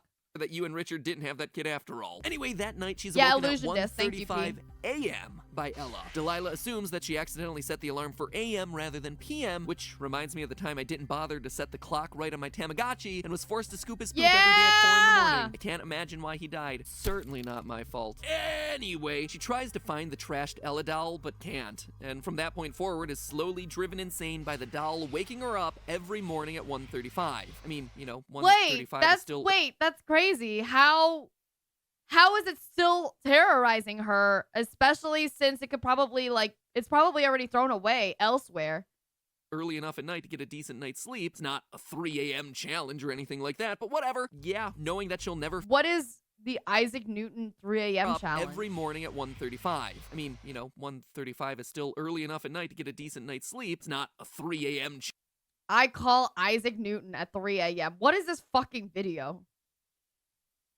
Challenge or anything like that, but whatever. Yeah, knowing I'd that try she'll never it. feel What safe is again, it? she climbs into a ventilation shaft in a building under construction and dies. Quote from the book: "She my never God. wanted things, she wanted love." Oof, it is a heartbreaker, What? man. The stories in Jesus. these books so far have been pretty sad, but this one is just tragic. In fact, all 3 stories from this particular book are just rough. Now, this story has 2 really important details in it. Details that seem to make Delilah's horrific struggle a strange nexus point for both the original book canon as well as the games. So let's start with the books first. In 1:35 a.m., the Ella doll is described as a, quote, helper doll manufactured by Fazbear Entertainment. Continuing forward with that quote, the booklet had a list Is of this what the Ella doll looks like from the books? what Ella was designed for. She could keep time and serve as an alarm clock, manage appointments, keep track of lists, take photos, read stories, sing songs, and even she could do a serve lot, drinks. actually, Serve technically. drinks? Delilah shook her head. Now, in the games, we never really get to learn much about Henry, the creator of the animatronics. But in the novel trilogy, Silver Eyes, Twisted Ones, and Fourth Closet, we get to meet not only his daughter Charlie, but also some of his other creations, including, wouldn't you know it, a doll named Ella, who is built to serve tea. From the Silver Eyes novel, quote, outsailed Ella on her track, a child-sized doll bearing a teacup and saucer in her tiny hands. They like really an brought offering, this end shit quote. back Now, from the across old all ones. 3 novels, we never get a solid physical description of the Ella doll. But in another book, The Freddy Files, which collects all the main information about the franchise, we do get to see our first illustration of the Ella doll. from the And first. wouldn't you Oh, know it, Ella from everything the first matches the book. description Well, I don't of know. I Delilah's didn't read any of the little garage books, sale so I find didn't from know. 1:35 He a.m. never Quote mentioned again, Ella wearing was a in the first puffy-sleeved book. 1980s era bright blue full-skirted dress with pink ruffled trim and a big Oh, yeah, bow that's around definitely- the waist. that's End quote. definitely It's the same one. doll, meaning that this first story is happening in the novel timeline after the events of Fourth Closet. Somehow, this is the doll that Henry created for his daughter Charlie, who, I need to technically remind you, is his daughter, because again, remember, his daughter died at a young age, and he replaced her with a series of 4 robots that represent Charlie growing up at various ages, so Ella technically is an early version of his own daughter. Figured I'd throw that little factoid in there since, you know, this is a real and totally valid plot point from the novelized series of events in this very easy to understand series. But He that's has not to all. fucking While say I was some shit reading like the that. story, That's the so good. way Delilah decides to hide in the ventilation shaft felt really strange to me. Like, why? It was super random, but also... Don't you guys hide in ventilation in some of the games? Didn't you guys hide in ventilation in like FNAF 2 or something? Was one of those things that felt so oddly specific that it felt like it had to have had a bigger purpose. So I dug Yeah, that's what I around figured. and found this for you. For your consideration, I present to you Night 2 of Sister Location. So, funny story. A dead body was found in this vent once. Okay, so not that funny, but it's a story. Oh, So, shit! Could Delilah be that body that was actually found in the vents of Circus Babies Entertainment and Rentals? Maybe, but probably more likely it's alluding to that story from Sister Location rather than directly the same one. You see, in the book, we're told that Delilah's vent is in a site that's under construction, a 3-story structure that feels a bit like an office building. Sister Location, meanwhile, takes place in an underground facility underneath a residential home, so it's probably not the same building. At the same time, It's just though, kind the of like story an makes it Easter clear that egg Delilah thing. was I was feel like, drawn to this right? place. Quote, the answer to her plight was in here. She was sure of it. Someplace here, she was gonna find a way to escape Ella forever. End quote. Time and again throughout all of these Fazbear Fright stories, we're shown people being drawn to the Freddy Fazbear locations through some supernatural force. So could Delilah, or whoever died in the Vents of Sister location, have been compelled to come there? And this story is just giving us a hint as to how that happened. Maybe. And whereas the Delilah sister location connection might just be me reading too far into things, that certainly isn't true for our second story. That's not the Room for first One time you've More. done In that, this bro. story, It's and fine. Stop me if any of this sounds familiar. Stanley is a night guard at a mysterious underground facility full of little ballerina dolls looking to escape to the surface. Oh my God. Ding, ding, ding! It's like in one sentence we just won FNAF bingo. Each night he falls asleep on the job, wakes up to find a mini Rena doll on the desk asking to go home with him. Stanley falls asleep again, and when he wakes up, the doll is magically gone. Over the next few days, his arms start to swell, his throat starts to bleed, and yet he keeps going to work, keeps finding dolls, and keeps falling asleep. Eventually, he learns that the dolls have been crawling into his mouth while he sleeps, causing his body to That reminds me of how, like, people said spiders crawl into your mouth when you sleep. swell to the point of bursting. The end. The moral of this story, kiddos, be a good employee. Don't sleep on the job. Otherwise, little animatronic Now, Stanley, I must say you're playing FNAF a bit too much. creatures are gonna crawl into you and make you explode from the inside out. What's also interesting about this story is Stanley's dreams. Each time he sleeps while on duty, he has himself a strange dream. In the first, Funtime Foxy is a cab driver. In the second, the facility's power cuts off and he comes face to face with Funtime Freddy. And in the last one, Ennard is a dentist and Ballora is his dental assistant, which I would say is Wait, these actually just sound like regular ass funny dreams.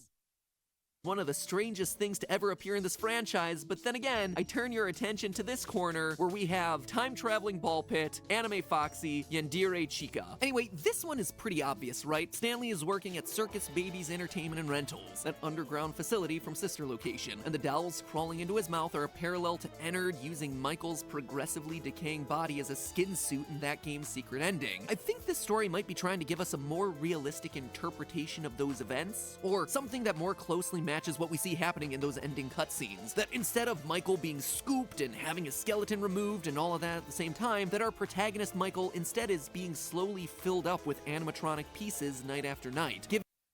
Then what's with the scoop? I mean, they obviously make it a thing to scoop them. Giving him that progressively sickly look that scares all the people around him. Stanley's story even mentions this, quote, he staggered and stumbled down the sidewalk. Passers-by stared, some seeming worried, others just annoyed, like an inconvenient walk. Wait, where? Night after night, giving him that progressively sickly look that scares all the people around him. Stanley's story even mentions this, quote, he staggered and stumbled down the sidewalk. That looks exactly, that sounds like exactly the stared, same as the some seeming worried, description others just after annoyed, what like it happened with Mike inconvenienced them happened. to see another person suffering, which feels right on point with how those cutscenes were depicted in Sister Location. But okay, of the 3 stories in 1:35 a.m., it's story number 3, New Kid, that's the most exciting to talk about, at least for today's episode, because this one gets to the heart of what is still to this day the single biggest question of the series. What's and in the that box? is the identity of Golden Freddy. Damn it! Let me tell you, I thought we had this one pretty well nailed down, that it was Cassidy, aka the vengeful spirit from Ultimate Custom Night, and yet this story AKA, pretty sure Scott's son's picture just, you know, uprooted, very funny. well, it causes me to question a few things about our conclusions. First, let's go through a quick summary. Devin is a 9th grade social loner alongside his only friend Mick. One day, a new kid in school named Kelsey shows interest in spending time with the two of them. Kelsey is good looking, he's charismatic, he immediately attracts the attention of all the cool kids in school. And even though Kelsey, Devin, and Mick all get along as friends, eventually Devin gets jealous of Kelsey because Kelsey has everything that Devin wants. And so to get some revenge, he lures him to an abandoned Freddy's restaurant long forgotten at the outskirts of the town. His plan is to trap Hey, yo, Nordic! Hello, hello! Thank you so much for taking your folks on tour. Hello, Nordic. Hello, tourists. My name is Lilybelle. I love to travel, but I suck at geography. Did you get to play? Did it work out? Did you get to play? Because I ended up giving up on it. It took too long. He won't let me reveal my 3 sizes rate. How was it, Nordic? Thank you so much. Thank you, thank you. Hello, tourists. Once again, my name is Lilybelle, or I played Dead by Daylight with Nordic a little bit earlier. It is currently Funathon Day 15 for me. We're going through some FNAF lore while waiting for our upcoming collab. It's, you know, all the rules are in the middle bottom. There's 8 out of 120 minutes until our next spin on the wheel. But please, enjoy yourselves. Have fun. Yeah. Don't let your man control you. Don't let your man control you. You do what you want to do, my love. Yeah, enjoy yourself. We're doing FNAF lore, and it's really mainly about the books right now. It is MatPat, okay?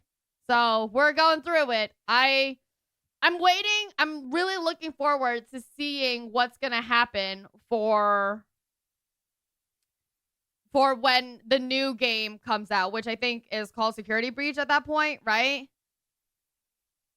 Kelsey in a springlock suit for a few hours to scare him, but, well, you know what's gonna happen. The sheer mention of springlock suit immediately gives you a spoiler alert as to what's gonna go down. Kelsey puts on the Golden Freddy suit. The books are interesting in their own way, but, you know, I don't know. It's very like, okay, I can pick and choose small things around this. You know what I mean? Gets skewered alive. Quote. The blood-saturated gold suit for everything that Devin wants. And so to get some revenge, he lures him to an abandoned Freddy's restaurant long forgotten at the outskirts of the town. His plan is to trap Kelsey in a springlock suit for a few hours to scare him, but, well, you know what's gonna happen. The sheer mention of springlock suit immediately gives you a spoiler. This is not even the only thing, too. The whole, like, oh, I'm gonna put you in the springlock suit just to scare you definitely reminds me of Crying Child, actually. Spoiler alert as to what's gonna go down. Kelsey puts on the Golden Freddy suit and gets skewered alive. Quote. The blood saturated the bear's matted fur in seconds and began pooling Literally on the floor. disgusting. Devin stared at the moving blood. It looked like it was a living thing. A thinking red liquid lake stretching out. End quote. Mick and Devin leave Kelsey for dead for fear of Devin getting in trouble, but they're not quite sure he actually died. Nearly a week later, Devin is convinced to go back and check on Kelsey, but when he does, he's in for a surprise. He's not there! Kelsey has vanished. Devin eventually sticks his hand inside the suit's mouth to feel around for and then he eats the hand! Kelsey's slumped over dead body, only for the spring locks to fail again and crush his arm. Yeah! As Devin lies on the floor, trapped and slowly bleeding to death, he gets a final glimpse into the suit and, well, let's just say what he sees inside rocks the foundation of what we know about this franchise. Glam rock?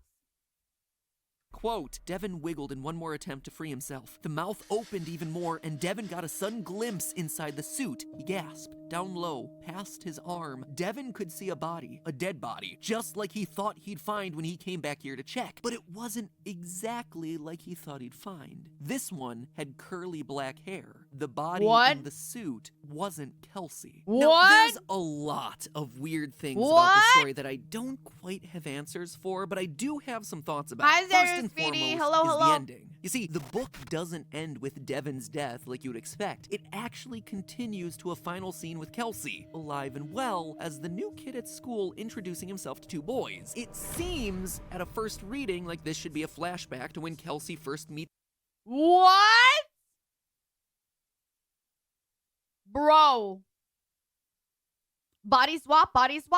Mick and Devin at school, like, oh, this was the fateful meeting that would eventually lead to multiple of their deaths. But it's not. This is Kelsey at a new school meeting two new boys. In the story, Mick meets Kelsey first and then brings Kelsey over to meet Devin, and it all takes place. Is this really just Scott being mad at the Chads? Like, the good, quote-unquote, good-looking Chads in school? They're like, you know what? I think you need to die.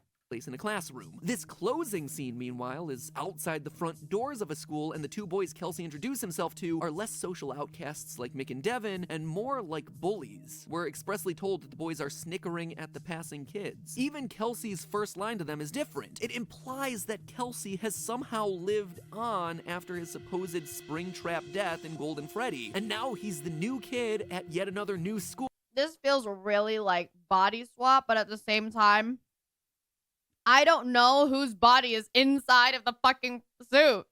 introducing himself to 2 new kids. And the way that this final scene is written, with Kelsey scoping out the 2 boys from afar before he approaches them, it feels like he's actively targeting loner kids to make friends with. Could this be Kelsey's attempt to befriend kids that most overlook and then lure them back to a Freddy's Pizzeria for some tragic incident to happen? It seems like it would be a stretch, but let's talk about Kelsey himself. Mr. Perfect. Kelsey is a weird entity in all this. Throughout the story, there are moments when his behavior is specifically called out as slightly off. Quote from the book, Kelsey tilted his head and studied Devin for a couple of seconds. For those 2 seconds, Devin had the weird feeling he was being evaluated. And again later, Devin was tempted to stab Kelsey to see if he was a robot. Oh my God. Kids don't say stuff like that. Once they're actually at the pizzeria, things go surprisingly smoothly for This is what I'm saying, bro. This is what I'm saying. The body swap is there, bro. Devin's plan. The line in the book even goes like this, quote, "This was going even better than he imagined. He thought he was gonna have to talk Kelsey into trying on the Golden Freddy suit, but it looked like he was gonna do it all on his own. Joke's on you. It was a trap. It was like it was meant to be. A All of trap! it seems to cast some level of suspicion on Kelsey's true motivations, and that's without me even mentioning Devin, the you fact that his body dumbass. just goes missing at the end of the book when it has been skewered and bled to death. To me, it feels like Kelsey may just be our vengeful spirit from Ultimate Custom Night. In the story, Kelsey is this Wait, but he sees the the pool of blood, though, right? He was like, oh, it seems like the pool of blood. It almost like it was alive. described as having wavy blonde hair and blue eyes. Now, we have a pretty solid idea that its hair is straight, with a slight wave, and it appears to be blonde. But here's the kicker. This image was created by inverting colors. It's what gives it that blown out and kind of creepy appearance. Well, don't even worry about it. You kind of have to remember also, like, Scott said it himself, right? He just uses pictures of everyone, but it doesn't necessarily, like, Scott used a picture of himself as the software developer, but it's not supposed to represent Scott. It's just like a placeholder. Does that make right? Appearance. If you invert the colors of the vengeful spirit's eyes, you get blue, just like Kelsey is described in the book. And it would fit the idea of a vengeful spirit, a kid who is angry about his own death, perhaps in an accident like we see in FNAF 4, or in this particular story, looking to get revenge on other kids who are similar to his original killers. He goes from school to school, presumably ones near Fazbear locations, to somehow trick kids into getting killed by the suit. I guess, yeah, The that makes parallels sense, with Axel. vengeful spirit even go to the moments right around Kelsey's death in the book. This is how it's described, and the sound wasn't the bad part. It was bad, yes, but the bad part, the really, really bad part, was the way the suit started jerking in a spastic, horrific dance. It looked like the moth-eaten, mildew-blotched gold bear was convulsing, but it wasn't the bear, it was Kelsey. It's remarkably similar to the final It was wink, wink, Kelsey. It was Kelsey. cutscene from Ultimate Custom Night, where we see again an angry Golden Freddy, presumably filled with the vengeful spirit, twitching off into the darkness. Oh my God. And it's going out, right? Specifically looking for like bullies or whatever. What? Also worth noting is that the spring-lock suits are apparently big enough for kids to slump down into the body. Devin, when he initially can't find Kelsey's body inside the suit, decides to dig deeper down into it. Quote, had Kelsey somehow slid down into the suit? Was that his hair that Devin could see? This, to me, confirms what we see in FNAF 4's storage room cutscene. The strange tuft of hair that's coming out of the body of the suit. Back then, we weren't sure what this was trying to tell us, what that It just tuft looked of like hair fur. was meant to be. But now, I think we can safely conclude that it is indeed a child stuffed into that body, and that we're only seeing the top tuft of hair poking out. It would seem to imply that there was a victim before the bite of 1983, and that the crying child was somehow aware of at least one, if not multiple, of past victims shoved inside the suits. But all of this brings us to the obvious question of this story: the curly black hair at the bottom of the suit. Who's that? And honestly, I'm not sure. Cassidy, which is what we've been assuming to be Golden Freddy's name this entire time, does indeed have black hair, but it's always been described as long and straight. In the fourth closet, we physically Okay, but at the same time, I could definitely believe this long and straight hair, just, you know, in its blood, all right, all crumpled up and everything. We see Cassidy, and she's described as this, quote, "That's Cassidy, a girl with long black hair approached." And in the survival logbook, where we first learned of Cassidy's name, there's this girl who, again, has long, black, straight hair. And that's something worth pointing out. You try being slumped inside of a Freddy suit for your entire grave, okay? God.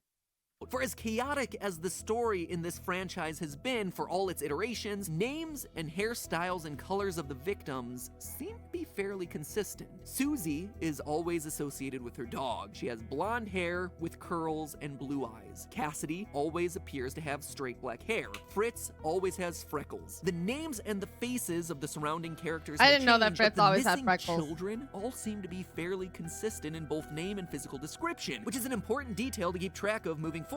So could all of this mean that Vengeful Spirit and Cassidy are two separate entities? That two spirits might both be in possession of Golden Freddy, or that Cassidy isn't really associated with Golden Freddy at all, and is instead the identity of one of the other animatronics? Because in Fourth Closet, she technically wasn't the one who was associated with Golden Freddy. Honestly, I don't know. I need to actually review the evidence for this one, and I encourage you to do the same. The last thing worth mentioning for all of us to chew on is the mysterious slithering that's heard throughout this story. While the boys are exploring the abandoned pizzeria, they hear something inexplicable in the walls. Quote, "While they were in the bathroom, Devin was pretty sure he heard something slithering The building is alive!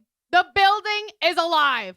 through the walls." He didn't say anything. From the way the other boys' faces paled, he knew they heard it too. They didn't mention it either. It's never mentioned again. Nothing ever comes of this strange little detail, but it's clearly important because more inexplicable, strange sounds come from the Freddy torso after Kelsey dies. In a later quote, "Did you leave anything else?" He tried to ignore the fact that the scuttling sound was coming from the bear suit.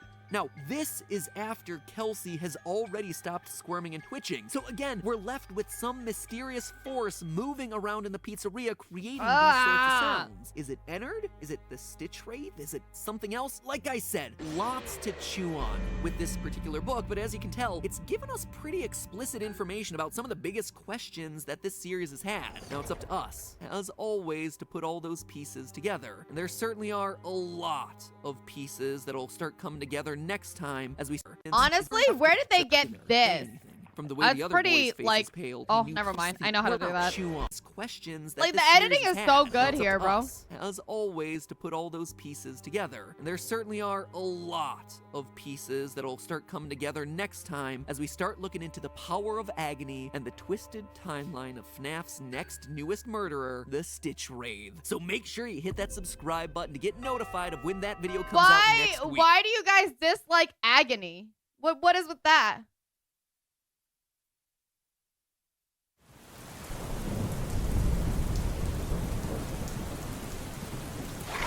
Isn't that just like a theme? It's not like a person. As far as I know. Oh, midichlorians 2.0. Oh no.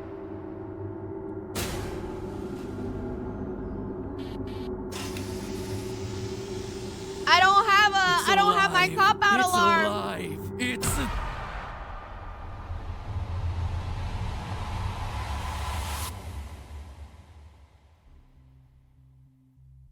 Hello, Internet. Welcome to Game Theory, where today we're covering Where's the my scariest cop-out topic in all alarm? of FNAF lore, the timeline. But not for the games.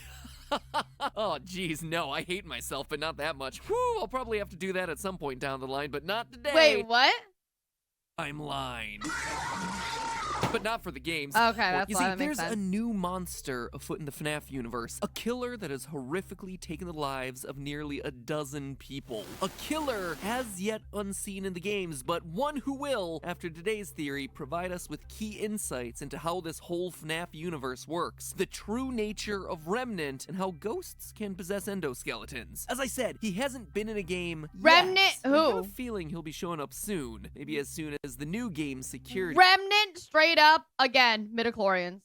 breach. But in order to know for sure, it's our job to track his movements, to understand what his goals are, and where he's headed to next. You see, last FNAF theory, we did a surface level analysis of 1:35 a.m., the latest installment of the Fazbear Frights series. And boy, was Aren't that they one a all biggie, surface with level, huge bro? revelations about sister location, ultimate custom nights, vengeful sorry. spirit, Never mind. and the 1:35 real a.m. is the identity, book. or should I say identities, of Golden Freddy. And looking back, since the Fazbear Frights books became a thing, I've done 5 theories on them, covering the many, many connections that they have to the various facets of FNAF lore. From new strings of murders happening in 1985 to the true identity of psychic friend Fredbear. But despite all of this new FNAF talk, there's been one element I've largely been glossing over: the Stitch Wraith. In the event that you haven't picked up any of the installments of the book series yet, let me catch you up. Each new book contains 3 short stories, right? That's the selling feature. It's what's advertised on the back of the box, so to speak. But each one also comes with a bit of a bonus. In reality, each book is more like 3 1/5 stories. You see, each one ends with an epilogue, our little MCU post-credits teaser, giving us a piece of yet another story. The tale of the Stitch Wraith, a story that appears to be spanning out across the ending of each and every book in this new series. And that alone would be pretty darn cool, right? Also, it's a brilliant marketing tactic to keep us buying more just to see the end of this thing. Slow clap, Scott Cawthon. Slow clap. But 3 segments in, and it's becoming clear that the tale of the Stitch I still think a TV show would have been fucking wild. And I feel like a TV show would be able to explain and show all these.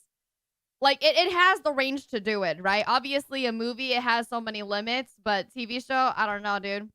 Wraith isn't just another horror tale. It's instead a running thread throughout nearly every other shorter story that we've been reading through, which in turn seems to connect it both to the original trilogy of books, as well as even the games. So in order to understand what this thing is and where the lore is headed, it's time to go Easter egg hunting for a monster. I'd watch it, now, I feel like. my first theory on the Fazbear Frights books briefly covered the Stitch Wraith, and back then I assumed he was Ennard. The Wraith was described in that book as a mysterious figure wearing a black cloak and wearing a white mask with features drawn in thick black marker. The description specifically calls out his 2 eyes, one of which appears to be blacked out, a big toothy grin with blood around the mouth, and a limping or shambling walk. White mask, blacked out eye, shamble, shake. It seems like a slam dunk for Ennard. However, the epilogue for 1:35 a.m. threw that hypothesis out the window, as it revealed just exactly how the Stitch Wraith was brought to life. A process that actually reveals a lot about how this series' mythos works. In this epilogue, we're introduced to Dr. Phineas Taggart, not to be confused. Why did this guy actually look like David Tennant with a scraggly beard?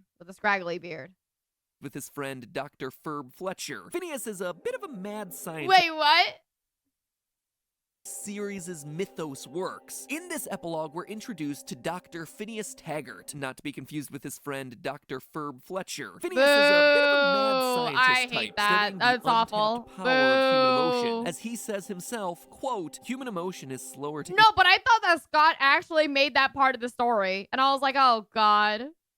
Impact. More insidious. It emanates from us, or is excreted from us like sweat or tears, and it wafts outward like a noxious cloud soaking into the surroundings. In particular, his research is centered around the intense emotion of agony. In order to study it, we see that Phineas collects hundreds of haunted objects to search for this emotion trapped inside. Again, from the book, the word haunted can mean showing signs of torment or some kind of mental anguish. These items on Phineas's shelves weren't possessed by ghosts. The ones that were truly haunted were energized by agony. Agony, I'm convinced, radiates farther from people than any other emotion, Phineas said. My work is focused on my hypothesis that you can take a saturation of agony, add any sort of intelligence, even... How do you take a saturation of agony? How do you take a saturation of agony?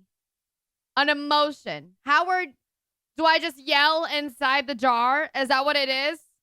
An artificial one, and they'll combine together to transmute what the energy of emotion is an artificial into the energy of an artificial action. intelligence, my bad. This, I believe, is what explains what people call haunted objects. Genuinely, I believe that an energy of an emotion can cause like haunts, right? Like putting energy out there and stuff like that. I do. The idea of taking a saturation of agony though, it's okay. And already you might be starting to see how this all ties into what we already know about this franchise. In FNAF 6's Insanity ending, we were introduced to the blueprints outlining how the sister location Scooper worked, and it was, well, it was not what we expected, to say the least. Through those blueprints, we learned about the mystery metal called Remnant, and its ability to supposedly give life to objects that it touches. The novel The Fourth Closet took it one step further and showed us the Remnant metal being created and used. In that story, we watch as William It's a fictional world, don't look so much into it. I mean, creating a remnant soup. It can't be as fictional as possible. How much more fictional do they want it to be? I mean, I get that it's fictional, okay? It's just, if it's fictional, you don't really need the ability to sit down and do theories and put puzzles together for 57, longer than 57 episodes, probably 60 episodes. You know what I'm saying? I just feel like if everything is going to be explained with, oh, well, I mean, it's just fictional. It's like, okay, we don't need story. We don't need plot. Whatever. Who cares? But if we're going to try and theorize, then some things have to make sense, right? That he then uses to give life to new What's living up, Leon robots, Blade? specifically Hi, the Lay Mike. Funtime animatronics. Quote, on the heating table rested the endoskeletons of the original Freddy's animatronics, welded and melted together, immobile and featureless, and still inhabited by the spirits of the children who had been murdered inside of them so many years ago, still filled with life and motion and thought, all trapped, all in terrible pain. Usually this goes into something mechanical, something I made, William said. If we remember back to Candy Cadet's Romeo stories of five Soul things 12 is now always boarding. becoming Welcome to one Lilybelle thing, Air. Hope you have a five safe and kittens being enjoyable sewn together, flight. or 5 keys melted down into one. This is exactly what those stories were referring to. But Phineas's experiments in 1:35 a.m. actually take it one step further and give us more insight into the true nature of Remnant. Things that are brought to life via Remnant aren't necessarily infused with a soul, but instead with agony, with intense human emotion, with extreme human suffering. This is important because it means that characters like Balloon Boy, the Bitty Babs, and the Mini Renas and Sister Location, heck, even animatronics like Mango Balloon don't Boy! necessarily need to have actual victims associated with them. We used to look at solving the mysteries of this series as having it be one-to-one all the time. Susie equals Chica, Charlie equals the puppet, Cassidy equals Golden Freddy. But what we're starting to learn is that there are other ways to bring things to life in this series, that some animatronics may contain multiple souls, like we talked about last time with Golden Freddy, and some might not contain any souls at all, as long as it always ties back to some extreme tragedy filled with this all-powerful emotion of agony. This is definitely also Harry Potter Horcruxes. Sort of. And there's still a death that has to do with it, but... So with that Agony! little analysis in place, let's go back to our story. We see Phineas collect objects associated with horrific tragedies, and via some means funnel all the agony from them down into an endoskeleton, which we're specifically told is meant to be a stand-in for bones, so we're talking like a FNAF 1 or FNAF 2 era endoskeleton here. Phineas then puts the head of a large 3-foot doll on it, a doll whose description bears a shocking similarity to Blank, actually, from the fan game Five Nights at Candy's. What? What the fuck is that? What is a fan game? Another fan made one of these? And finally, a battery pack before turning this beast on. And not only does this modern Frankenstein come to life, it immediately kills its creator, Phineas, seemingly by accident, surprisingly, and then runs off, hiding under a black cloak. The Stitch Wraith has been born. This is literally the son of Frankenstein. But okay, why am Or I the making monster such a big deal out of this Frankenstein. thing? Frankenstein's Why monster. does this guy deserve his own episode? Well, because solving the Stitch Wraith story in these books is like a game unto itself. You see, there have been very subtle clues hidden throughout the 9 other stories in this series that connect things back to the Stitch Wraith. They just didn't know the strength that they had. My first clue was the battery pack Phineas And now they uses feel to power bad. the Stitch Wraith as he's building it. Because it's not just any battery pack. It came from Fetch, the murder animatronic dog from book 2 of the series. Okay. Quote, the item in the second box was an animatronic dog that clearly no longer functioned. The dog was an ugly dog, with a triangle-shaped head and a wide mouth full of sharp teeth. Why In did you need minutes, to say he that? revealed the dog's battery pack. So immediately we know that the Stitch Wraith story is happening after the events of the Fetch story from book number 2. Why? That's so rude. So I dug around deeper and more connections kept coming. Earlier in this same book, in the title story 1:35 a.m. about the haunted Ella doll, there's one line referencing a man named Phineas looking online for a particular toy. Quote again, one of the searches for special Ella doll led her to an online ad posted by a user named Phineas who was trying to find one of the dolls. His ad referenced the special Ella doll and said he was willing to pay a premium for the doll's energy. Doll's haunted. That makes sense. Doll's fucking. I mean, we knew the doll was haunted, but like, doll's haunted makes sense as hell. Overall, across the 9 stories published so far, 7 seem to tie back to the Stitch Wraith, allowing us to create a rough timeline of events. So bear with me as we go through this. We know that 1:35 a.m. and Fetch must come first because Phineas is alive and looking for the Ella doll like I just mentioned, and the evil robot dog has just started his murder spree. From there comes the story we just covered, Epilogue 3 and the Stitch Wraith's creation. After that, he begins to roam the city collecting body parts for some purpose. You may remember book number 1 story to be Beautiful, in which Baby hacks apart a human girl named Sarah in order to steal her identity. Sarah is rebuilt out of junk only for her to fall to pieces at the end. Well, in epilogue number 1, we hear that the Stitch Wraith was seen collecting those junk pieces of Sarah. Odd, right? And it's not the only time that it happens either. In book number 2, there's the story Out of Stock about a group of friends who steal a defective Plushtrap doll, one with oddly human-like eyes and teeth, only for it to go on a rampage. The boys manage to escape by luring it in front of an oncoming train where it gets shattered to pieces. And again, in epilogue number 2, we see the Stitch Wraith on the scene salvaging whatever he can find of the broken bot. And that's where it would seem to end if it weren't for one other small detail. You see, in one of the other stories in this book, Room for One More, about a security guard being force-fed mini Rena dolls in the basement of Circus Baby's Entertainment and Rentals, there's a That's what he's trying to do, obviously. Called the Snack Space. Hey man, I was picking up a takeout order at Luigi's the other night and saw your ex on a date with the manager of the Snack Space. Seems super unimportant, right? Well, it would be if this was the only time that it was mentioned, but it's popped up in one of the other stories. In Into the Pit, the very first story, the one about the time-traveling ball pit, the Snack Space is where the protagonist's father works, which means that Circus Baby's Entertainment and Rentals' sister location is also in that world, which in turn connects it to one final story, Count the Ways, where we see an old, broken Funtime. Can somebody send me a visual map? Because at this point, I'm fucking confused. I mean, like, I get it, but at the same time, I'm fucking confused, okay? Freddy planning to execute a girl trapped inside of his stomach. And while these aren't necessarily directly tied to the Stitch Wraith, it certainly feels like at some point all of these stories will come together, as though we're working on chunks of a larger puzzle. We've got a big chunk over here, that's the Stitch Wraith connections, and a big chunk over here that's all connected through Sister Location and the Snack Space, and then you have a few other random pieces over here, and by the end I expect all of them will come together. So assuming that they are all connected, the time. That's your first issue, Matt. You expected all of them to come together. That's no way. No fucking way. Unavailable foes now boarding. Welcome to Lilybelle Air. Hope you have a safe and enjoyable flight.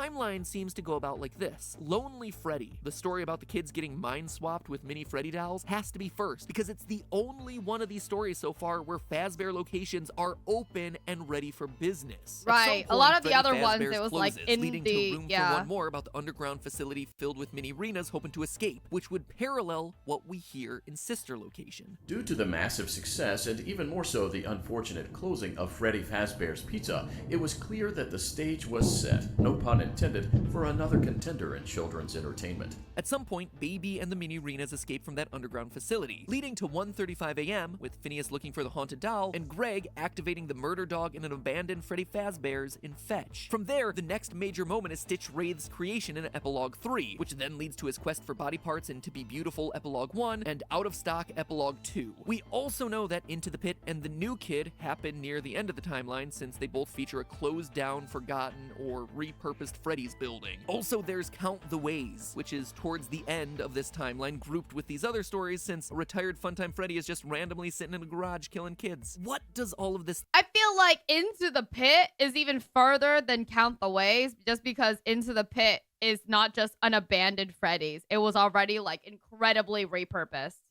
tell us. What was the purpose of doing all this work? Well, first, all of this seems to connect us pretty solidly into the book trilogy. The fact that we have an Ella doll infused with Agony that Phineas wants his hands on perfectly matches the Ella doll that Henry made for his daughter Charlie. To quote from the fourth closet, Agony erupted, flooding the room with its sound. A man lay curled on the floor, something cradled tightly in his arms, and when his mouth opened, the room shook with the sound of his anguish. Who is that? Charlie said anxiously. What is he holding? You don't recognize her? Elizabeth said. That's Ella, of course. It's all your father had left after you were taken. He cried over that cheap store-bought rag. Wait, where is it?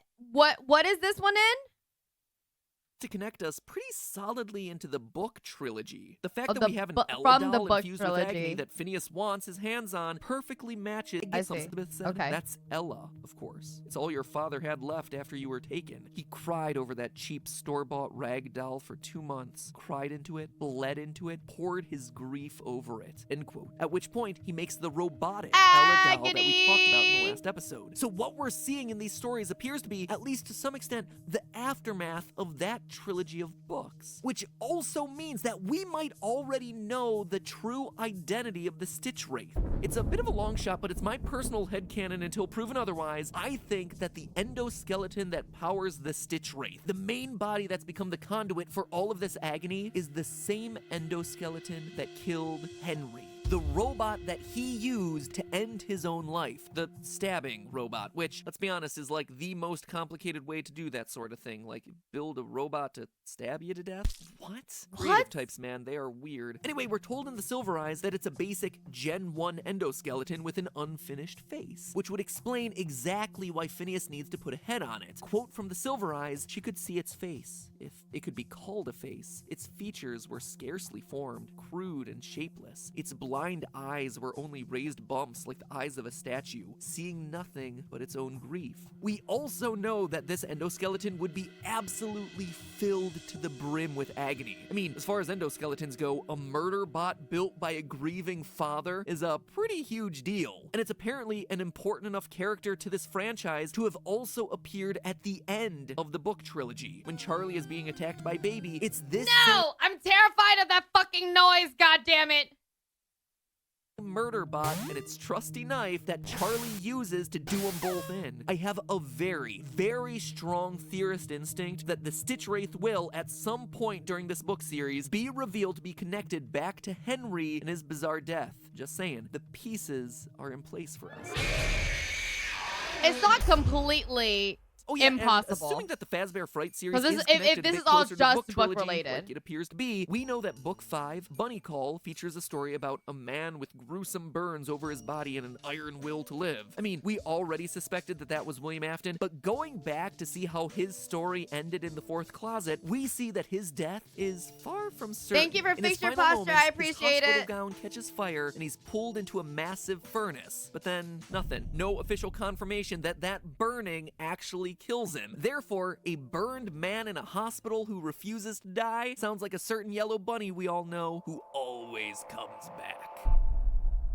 And with that, I've had enough FNAF for now. Oh man, it has been a lot. The new book I've had enough FNAF for now. Literally, we'll release one probably in like 4 weeks.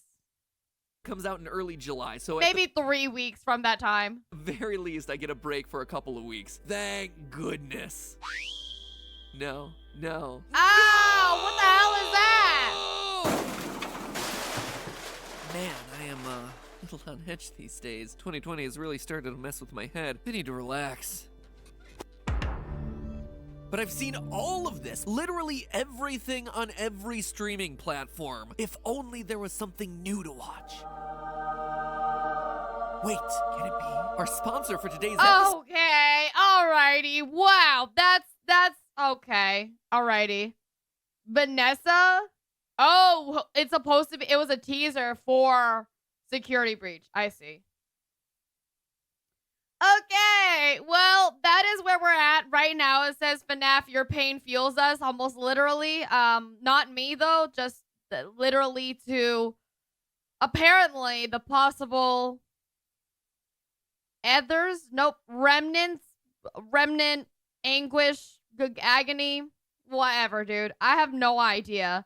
At this point, I'm like, okay, this is a whole other AU for me, so I'm not really as interested for sure. I'm waiting for it to get back to the game because I feel like I know that these all like are part of it, but I feel like it's important. If it was like genuinely important, part of it would, I don't know. You know, it's gonna get retconned anyway, so fuck it. Alrighty, okay, so right now I'm gonna take a quick break, get up, stretch, get some water. I'm gonna go in to sit in with our collab. Perfect timing, actually. We're gonna have a collab upcoming soon. Grab your snacks, have some fun. We're doing some Jackbox actually with Phoenix, where we're doing. I'm in the middle of my funathon day 15, and he's doing a subathon as well. But it's funathon day 15 for me right now. All the rules are in the middle bottom. Okay, we're gonna get. It's good to have whole context. I guess it's true, but these are all theories, so it's like it's not even I get actual whole context. Yeah, so we're doing some Jackbox games with a couple of new friends and Phoenix. Hold on. There we go. But I'll be right back before that, okay? Be right back.